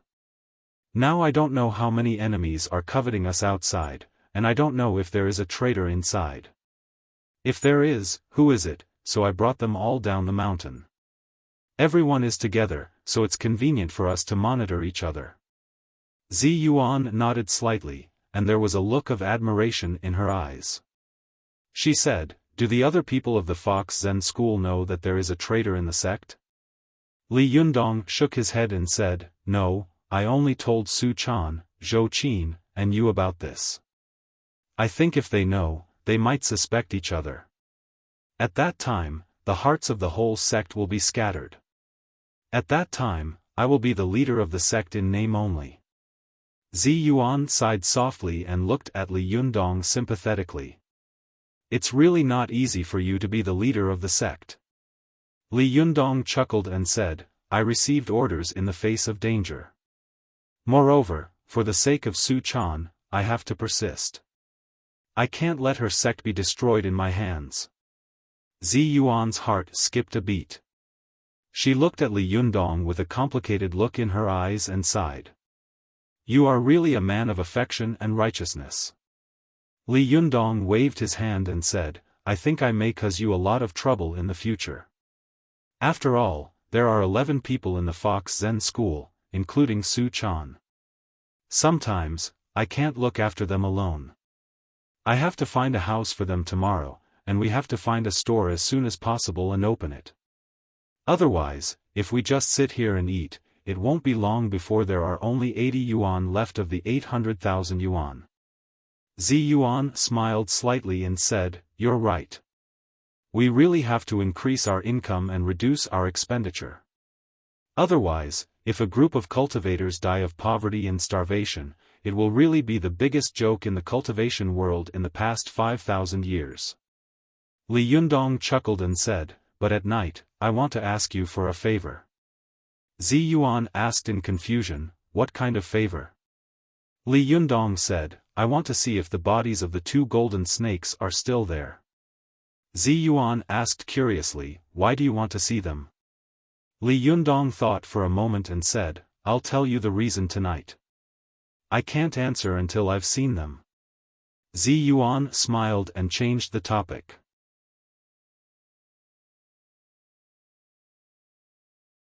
Well, since we've made things clear, we should face a bigger problem now. Li Yundong asked, What's the problem? Zi Yuan pointed outside the door and said, There are so many people. How are we going to feed them? Are we going out to eat or eating at home? Li Yundong couldn't help but feel a headache coming on. There are so many people. If we go out to eat, I'm afraid it will be too noisy. We'd better eat at home. Zi Yuan began to roll up her sleeves and said with a smile, Then we should get started now. It won't take a while to prepare a meal for more than a dozen people. Li Yundong laughed and said, Fortunately, you're here. Otherwise, I'm afraid that my waist would break if I were to do it alone. Zi Yuan said, Li Yundong, it's not that I want to criticize you, but you have to find a way to get out of these mundane things. Otherwise, you won't even have time to practice, and your cultivation will not progress at all. You have to know that cultivation is like sailing against the current. If you don't make progress, you will fall back. If you don't make progress, maybe someone will defeat you next time. Li Yundong thought of the young man from the Blue Cave sect who had come to provoke him. He couldn't help but look serious. He said, You're right. When I solve the problem of food and clothing for the Fox Zen school, I can free up my hands to cultivate. Zi Yuan nodded and didn't say anything. After the 2 of them went out, they went into the kitchen and began to get busy. Ruan Hongling went in to help, but Su Chan was still forbidden from leaving the kitchen by Li Yundong, so she had to watch TV in the living room obediently. The little foxes surrounded the TV curiously and kept chattering. But after watching for a while, they got tired of it.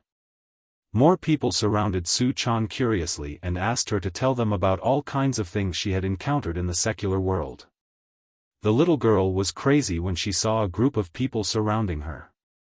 She also became interested and talked about her coming to the secular world. But after she came to the secular world, she had never left Li Yundong's side. Naturally, she talked about him between the lines, especially when she said that she had smashed the TV with a punch and made Li Yundong owe a lot of money. The 2 of them had huddled in the small room and depended on each other. Her face showed a happy and sweet smile. It would have been better if she hadn't said it. As soon as she said it, a little fox suddenly understood and said, Oh, it turns out that the leader will only like you if you make him in debt. The other little foxes nodded in unison, and then their eyes rolled around. They couldn't help but think of something to destroy so that the leader would remember them. But after looking left and right, their eyes finally fell on the TV, and they were all ready to make a move. Su Chan was shocked and hurriedly stood in front of the plasma TV like an old hen protecting her chicks. She said, Hey, what do you want to do? Immediately, the little fox of the Fox Zen school said sourly, only you can cause trouble, but we can't do something to make the leader remember us? Su Chan was so depressed that she was so anxious that her forehead was sweating. She said loudly, Yundong works very hard to make money. Shouldn't we help him? If you cause trouble at this time, you will only make him angry and hate you. Her appearance made Zhou Qin, who was standing to one side, chuckle. However, she felt that she was not a member of the Fox Zen school, so it was not appropriate for her to speak. She just watched the fun from the side. Su Chan's words made the little foxes hesitate again. Chao Yi also scolded, scoundrel, what nonsense are you making? Aren't you afraid that the leader will drive you back? It had not been easy for these little foxes to go down the mountain. After seeing this kind of colorful world, how could they be willing to go back? They immediately shook their heads like a rattle drum. Only then did they give up the idea and give up one by one. Su Chan patted her chest with lingering fear. Thank goodness. Those lawless bastards almost tore this house apart, she said, patting her chest with lingering fear. No, these guys are so naughty. I have to help Yundong keep an eye on them. At this time, Li Yundong walked out of the kitchen with a plate of food. It was a plate of golden braised meatballs. He shouted, kids, get ready to eat. His cooking skills were excellent, and the food he made looked, smelled, and tasted good. With Zi Yuan's help in the kitchen, the two chefs worked together, so the food they made was naturally not ordinary. For a moment, all the people of the Fox Zen school in the room stared at the plate in Li Yunyang's hand with their eyes wide open.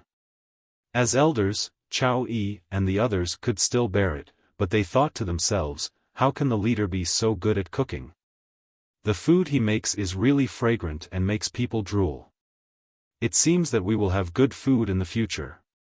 If they were like this, the little foxes were even more unbearable.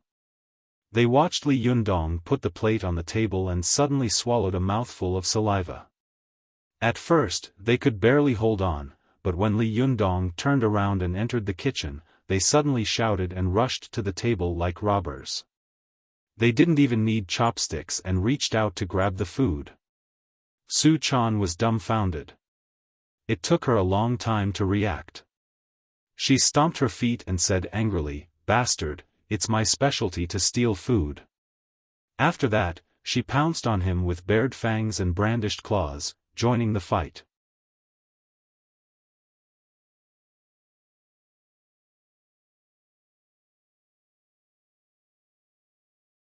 Chapter 329. Go to watch net. When Li Yundong came out with another dish, he was shocked to find that the braised meatball in brown sauce he had brought out before was gone. All that was left was a dish with a dim soup, lying alone on the table, looking very miserable. Go to watch net. Li Yundong said in shock, did I offend a robber? What's going on? As soon as Su Chan saw Li Yundong, she immediately turned around. Her mouth was pouting and her face was full of grievance. Tears kept welling up in her eyes. Seeing her like this, Li Yundong thought that she had been bullied. He was shocked again and asked, what's wrong with you? Su Chan sobbed and said in a choked voice, Yundong, I didn't get any just now. As soon as her voice fell, Li Yundong burst out laughing. As he laughed, the others in the room also laughed. The more aggrieved the girl was, the angrier she became. She was so angry that she hit Li Yundong with her fist. She stamped her feet and said angrily, you're so annoying. How dare you laugh at me? Li Yundong quickly turned back to cover the dish and said with a smile, hey, be careful. If you spill it, you won't have anything to eat. Only then did Su Chan notice that there was a braised bream on the plate in Li Yundong's hand. She immediately drooled and said eagerly, this time, I want to take the first bite. Li Yundong looked up and saw that the disciples of the Fox Zen school, big and small, were all craning their necks to look at him. They were all staring at the plate in his hand with green eyes. He thought to himself, oh my, this is simply a group of hungry ghosts who haven't eaten for thousands of years. I'm afraid that this dish will be eaten immediately after I put it on the table. Li Yundong hurriedly took the dish and walked into the kitchen. Seeing that he had actually turned around and left, Su Chan immediately shouted, "Hey, where are you going? I want to take the first bite." Li Yundong laughed and scolded, "This fish will be gone in one bite. When the dishes are all ready, I'll bring them up together. Otherwise, if I bring one up, you guys will eat one at a time." After that, he slammed the kitchen door shut. Su Chan was depressed. She rushed to the door and pounded on it with her fists, shouting, "Yundong, I'm starving. Let me eat something first." She knocked on the door for a while, and it suddenly opened. Before the little girl could close her mouth, Li Yundong stuffed something into her mouth and closed the door with a crash. Something was stuffed into the little girl's mouth. At first, she thought that Li Yundong had given her a piece of delicious food, but when she bit it, she found that it was extremely hard. Not only could she not bite it, but it almost broke her teeth. Watch net. Su Chan lowered her head and spat out the thing in her mouth. It turned out to be a walnut, and it was an uncracked walnut.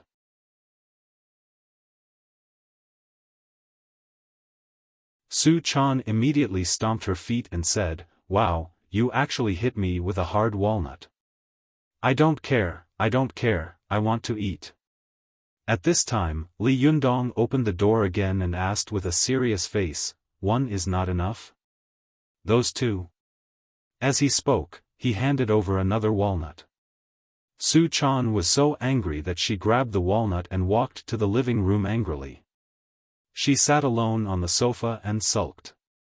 Li Yundong laughed and closed the door.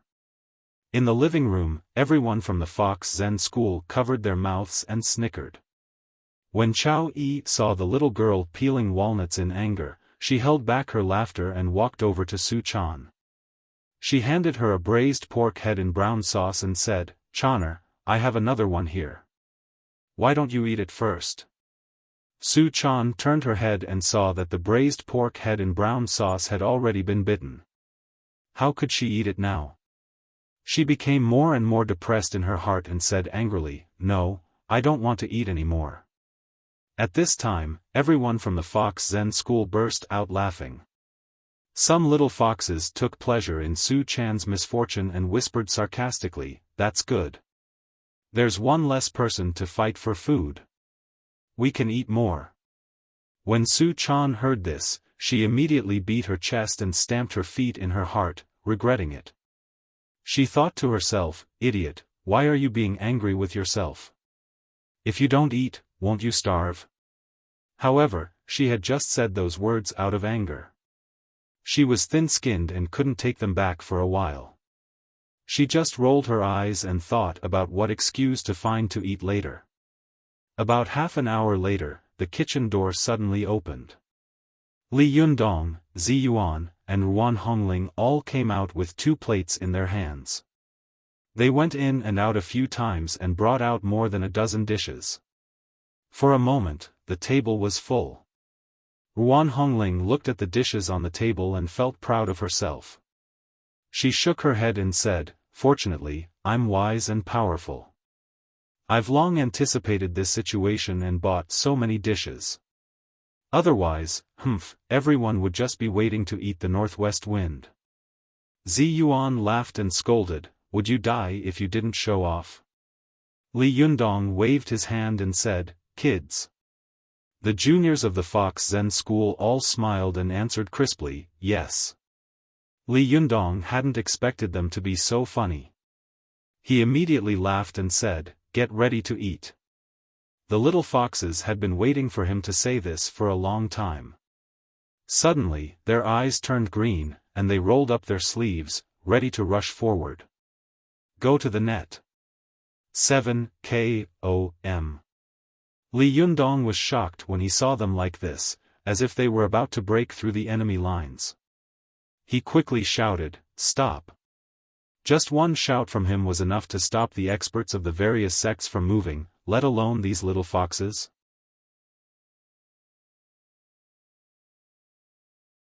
When the little foxes heard Li Yundong's shout, they all froze and looked at him in confusion. It seemed that they didn't understand why they were not allowed to eat when all the dishes had been served. Li Yundong said with a straight face, "You guys are swarming up like a swarm of bees and robbing. What's wrong with that? Little ones, listen up. Go find your own chairs and sit in an orderly manner." The little foxes of the Fox Zen school replied with a smile, "Yes." Then they all ran to other rooms to find something to sit on. Someone shouted, "Leader, there are no chairs left. What should we do?" Li Yundong also said loudly, "Then stand." Zhou Qin, who was standing to one side, suddenly teased with a smile, "Master, why do I feel like you are the golden-horned king in the journey to the west? An old monster with a group of little monsters under his command?" As soon as she said this, Chao Yi and the others from the Fox Zen school looked at her and smiled without saying anything. Li Yundong smiled indifferently and said, "No, no, I am clearly the ruler of the country of women. It's just that the one in the journey to the west is a female ruler, and I am a male ruler." Only then did everyone notice that there were more than a dozen people in the room, but Li Yundong was the only man. The others were all stunning beauties. Ruan Hongling scolded with a smile, "You must have been a bachelor for 9 lifetimes to have such a good luck with women. TSK, there are so many beautiful women in this room, but you are the only man. If God finds out about your luck with women, I'm afraid you will be struck by lightning." Zi Yuan shouted, "Hongling, don't talk nonsense." Li Yundong chuckled and said, "It's okay, it's okay." He waved his hand and motioned for everyone to sit down. He was the leader of the sect, so he was elected to sit at the head of the table. Chao Yi and the other elders of the Fox Zen school sat on his left. As the future leader of the Linggong sect, Zi Yuan was Li Yundong's teacher and friend, so she naturally sat on the right side, and Ruan Hongling sat next to her. Li Yundong was about to assign other people's seats when Su Chan suddenly walked over slowly. He suddenly laughed and asked curiously, "Hey, didn't you say you didn't want to eat?" Su Chan had originally hoped that no one would remember this matter, so she could fish in troubled waters and come over to eat. Who would have thought that when everyone saw her coming over, they would tacitly understand and not say anything? However, Li Yundong had brought up this matter. He really touched a sore spot. Su Chan stamped her feet and said angrily, "I asked you for food just now, but you pretended not to hear me. Why did you hear this?" Li Yundong wanted to tease her, so he chuckled and said, "I didn't hear a lot of things just now, but I did. Didn't you say you didn't want to eat? Why are you going back on your word?" Su Chan snorted, as if she had been prepared for this.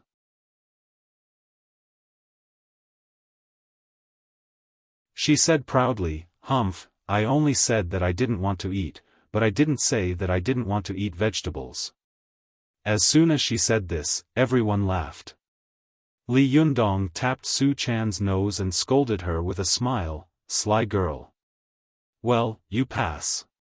Sit next to Chao Yi and eat." As he said this, he turned to Zhou Qin and said, "Zhou Qin, you sit next to Su Chan." The others could sit at will. There were more than a dozen people at the table, and for a moment, the table was full. Everyone looked at the dishes on the table eagerly, and then looked at Li Yundong eagerly.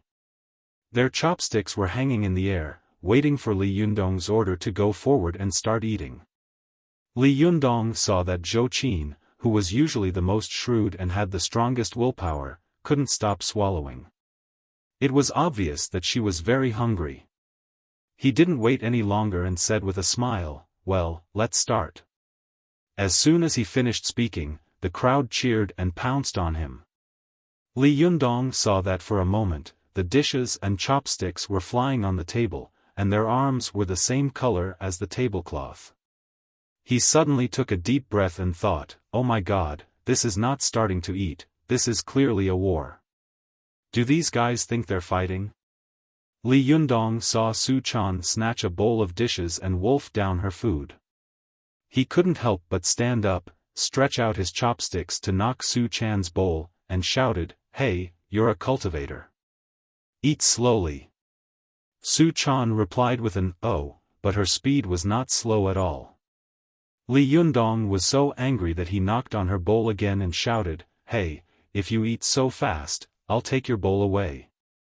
Su Chan quickly turned around and covered the bowl with her body. She muttered vaguely, "Zhou Qin is also eating so fast.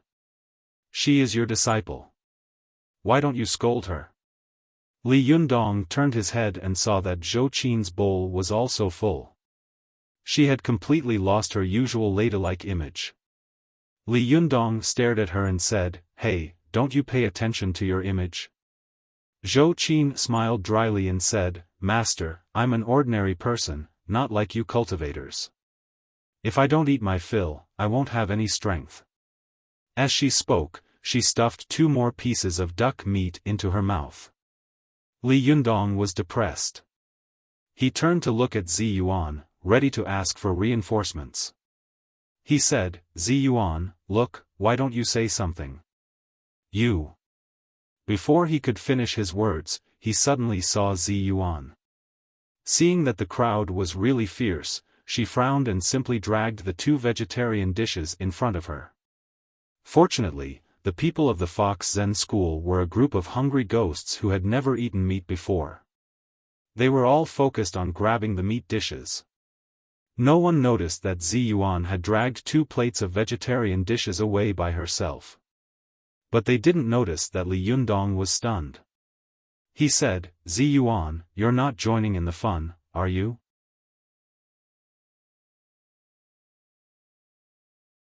Ziyuan looked at him helplessly and said, "Cultivators also have to eat." As she spoke, she didn't stop. Although she was still eating in a gentle manner, she was not eating slowly. Li Yundong saw that the 2 dishes in front of her were quickly eaten up by her and Ruan Hongling. Li Yundong saw that the group of hungry ghosts had almost thrown themselves on the table, and he couldn't even see the dishes. He stared blankly, took a deep breath, and said, "My God, you're not eating, but fighting. Well, since you're not polite, I won't be polite either. Look at my sweeping away the clouds." He shouted loudly, and the chopsticks in his hand clanged twice, making 2 crisp sounds. When everyone heard his shout, they raised their heads one after another. Li Yundong was just about to put down his chopsticks when he saw that after everyone stood up, the table was revealed. All the dishes on the table had been swept away. It was empty, and there were no dishes left. Li Yundong was dumbfounded and said, You actually snatched up all the dishes in less than a minute?" Everyone looked at each other and laughed dryly. Su Chan stuck out her tongue, took a soup bowl over, and said, "Yundong, there's still some soup here." Li Yundong took the soup bowl and saw that there was only clear soup in it. There wasn't even any green onion in it. He couldn't help but say frantically, "Damn it, you are really a group of female bandits. You didn't leave anything for me, and you even said that the elders should respect me. I'm the one who cooked this meal. You didn't leave anything for me." Chow Yi smiled apologetically and said, "Leader, I still have braised pork head here. Do you want it?" Li Yundong said angrily, "Give it to me. It's better than nothing." But when he took a look, he found that the braised pork head had been bitten off. How could he eat it? Li Yundong was so angry that he couldn't help but feel dizzy. Suddenly, he heard Ruan Hongling say loudly, "By the way, there's still." Li Yundong couldn't help but be overjoyed. "What else is there in the kitchen?" Ruan Hongling said slowly. "There are 2 pots of rice in the kitchen. Li Yundong, you can eat this braised pork head and then eat 2 pots of rice." After that, the women burst into laughter. Li Yundong burst into tears. F***ck, this is not a romantic encounter, this is clearly suffering.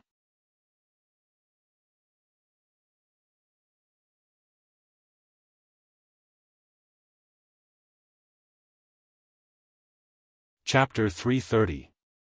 Go to watch net. As the leader and chief chef, Li Yundong couldn't even eat a bite of the food he made. He felt that his days were really dark. Go to watch net. After eating a bowl of rice, Li Yundong, who was very depressed, began to rearrange the accommodation of a group of people. After some discussion, Zi Yuan took the initiative to say, "Why don't the disciples of the Fox Zen School and I rest in the living room? You can stay in my room, and Ruan Hongling can stay in her own room. The others will stay the same. What do you think?" Li Yundong pondered for a moment and hesitated. Unexpectedly, when Su Chan heard that Li Yundong could stay in a room alone, she immediately smiled and said, okay, that's it." Li Yundong looked at her strangely, and Chao Yi and the others next to him also agreed. That's right. Li Yundong thought for a moment. Zi Yuan was also a woman, and all the members of the Fox Zen School were women. They could avoid suspicion if they stayed together. Li Yundong nodded in agreement, but he quietly glanced at Zi Yuan. The two of them looked at each other and nodded secretly. In the evening, after everyone had fallen asleep, Li Yundong went out of his room with his Yin spirit. As soon as he came out of his room, he saw that Zi Yuan was already waiting for him on the balcony of his house, floating like a fairy. This time, Li Yundong's Yin spirit was still in the appearance of a young man. He smiled at Zi Yuan and said, "How long have you been waiting?" Zi Yuan smiled and said, "Not long. I just got my yang spirit out of my body." She looked at Li Yundong up and down and sighed slightly. "The last time your Yin spirit went out of your body, you already looked like a young man. Now you still look like a young man. Your cultivation hasn't improved at all." Li Yundong also sighed and said, "Yes, I only needed to take care of the little girl in the past. 2 mouths were naturally easy to deal with. Now there are more than a dozen mouths waiting to be fed. The burden on my shoulders is not light. I have to find a way to make money so that I can have the mood to cultivate." Seeing his worried face, Zi Yuan comforted him in turn. "You don't have to worry. There will be a way when the car comes to the mountain, and the boat will go straight when it comes to the bridgehead. It will get better." Li Yundong was also a naturally optimistic person. He chuckled and said, "I was just sighing casually. Let's go, let's go." Zi Yuan nodded, and the two of them quickly turned into a beam of blue light and left. When the two of them flew to the top of the mountain where they had buried the 2 big golden snakes, Li Yundong landed and saw that the flat ground had been dug up, and the 2 big golden snakes inside had disappeared. Watch net. 7 KOM. Li Yundong said with a sullen face, "Sure enough, it's gone." Zi Yuan frowned and said, "Actually, I haven't figured it out."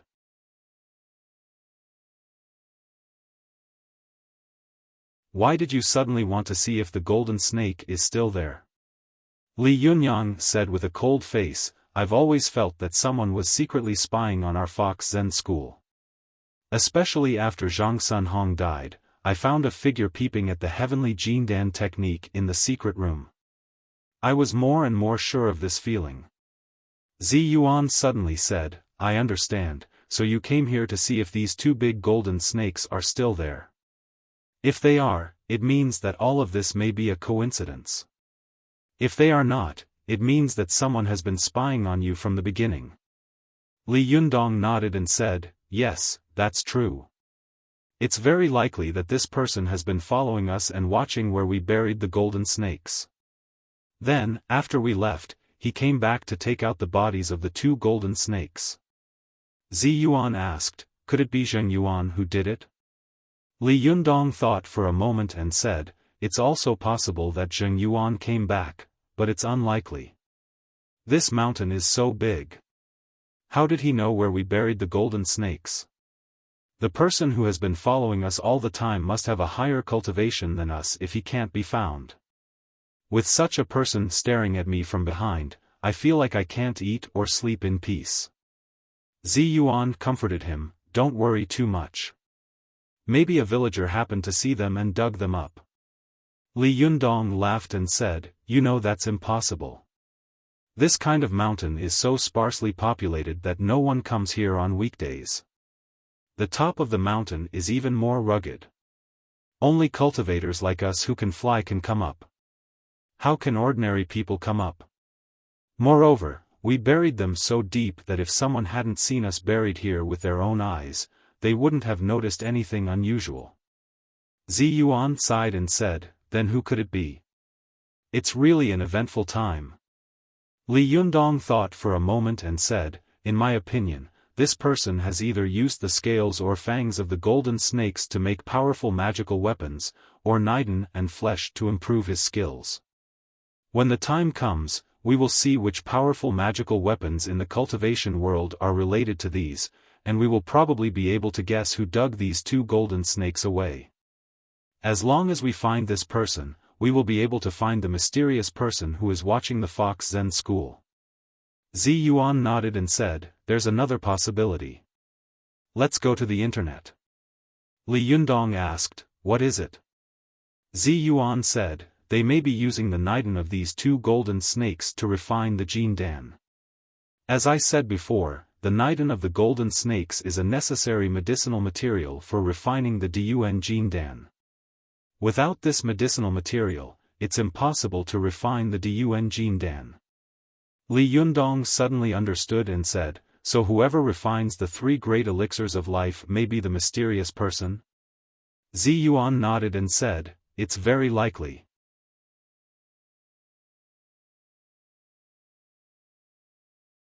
Moreover, this big golden snake said that the Medicine King tripod was about to appear. Now that these two golden snakes have been stolen, I always feel that a great storm is brewing in the cultivation world. This matter is very likely to involve your Fox Zen school and our Linggong sect."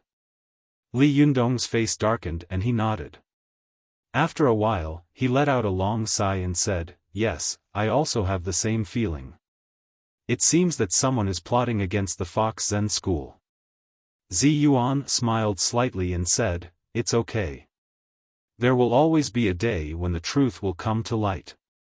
If someone really wants to plot against the Fox Zen school, you can deal with all kinds of changes with inaction and wait for the other party to show up." Li Yundong said, "You're right. We should solve the financial problem first, and then find a way to strengthen the strength of the Fox Zen school. As long as we are strong, the other party can't do anything to us." Zi Yuan praised, "That's right." Li Yundong smiled and said, "Then let's go back." The two of them didn't stay for long and flew all the way back. It only took them 2 or 3 hours to go back and forth. At this time, Su Chan was secretly observing Zhou Qin in her room to see if she had fallen asleep. After watching for a long time, she heard Zhou Qin's soft breathing. Only then did she confirm that Zhou Qin had fallen asleep. She quietly got up, opened the door, and was ready to sneak into Li Yundong's room. But when she arrived at the living room, she saw that Zi Yuan was meditating in the dining room. The young disciples of the Fox Zen school were lying on the carpet in the living room. Su Chan was about to carefully pass by them, but suddenly, these girls opened their eyes in unison and stared at Su Chan. Su Chan was sweating in her heart. She felt as if she had been caught red-handed, and cold sweat broke out on her back.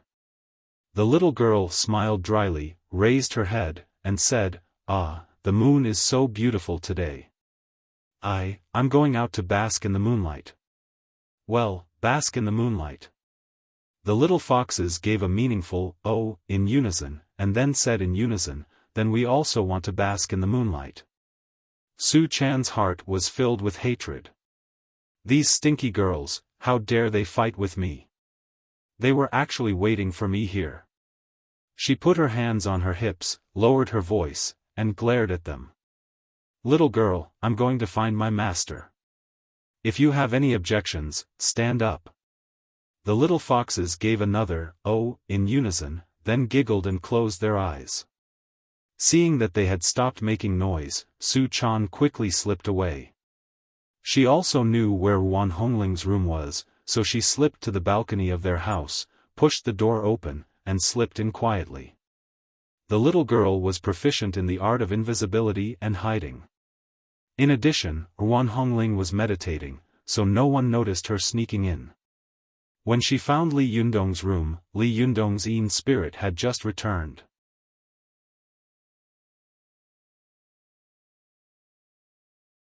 The little girl saw a flash of blue light, and a young man threw himself on Li Yundong's body. Li Yundong slowly woke up. The little girl held her breath and watched attentively. After Li Yundong woke up from his meditation, his eyebrows were furrowed and his face was full of worry. After a while, he sighed, turned over and fell onto the bed, ready to sleep. The little girl walked over quietly and was about to climb into bed. Unexpectedly, as soon as her body touched the bed, Li Yundong suddenly turned over and shouted in a low voice, "Who is it?" Su Chan appeared, shushed him, and said with a smile, "It's me, master. Don't you know me?" Li Yundong couldn't help laughing. "It's you? Why are you here?" Su Chan looked at Li Yundong eagerly and said, "Sister Zhou Qin, you stole my quilt when I was sleeping. I can't stand the cold, so I came to you for warmth." As she said this, she thought to herself, "Sister Zhou Qin, I'm sorry. I let you be a bad person this time. Next time, I will definitely repay you." Li Yundong laughed and said, "You want to be warm? But I'm also very cold. What should I do?" Su Chan refused to believe him. She giggled and said, "No, my master is the warmest. Forget it, I want to crawl under the quilt." As she said this, she lifted the quilt and crawled in. But as soon as she got in, she found that Li Yundong's quilt was really cold. Li Yundong's body was even colder. She screamed because of the cold and tried to crawl out with her hands and feet. As she crawled, she shouted, "Why is your body so cold? I'm freezing to death." Li Yundong laughed. How could he let the little girl crawl away? He grabbed her back and said, "Where are you going? We'll share blessings and misfortunes together." The little girl struggled and said angrily, "I'm freezing to death, I'm freezing to death." "You're going to freeze your little girl to death." Li Yundong's Yin spirit came out of his body. Most of the yang qi in his body shrank in the lower dantian of his lower abdomen, and the rest turned into Yin spirit and ran out. There was only Yin qi left in his body, so naturally, his whole body was cold. He laughed and said, "Little girl, your master is also very cold. Please warm me." When Su Chan heard this, she stopped struggling. She turned her head and looked at Li Yundong pitifully. "Well, I'll warm you up, but you can't deliberately freeze me." After that, the little girl snuggled into Li Yundong's arms and breathed on his chest. She rubbed her hands together for a while, then rubbed them back and forth on Li Yundong's arms. As she rubbed them, she blinked at Li Yundong. "Uncle, are you warm?" she asked. Li Yundong's body was not warm, but his heart was warm. He looked at the little girl lovingly, and the look in his eyes became gentler and gentler. He suddenly held the little girl tightly in his arms and said lovingly, "Silly girl."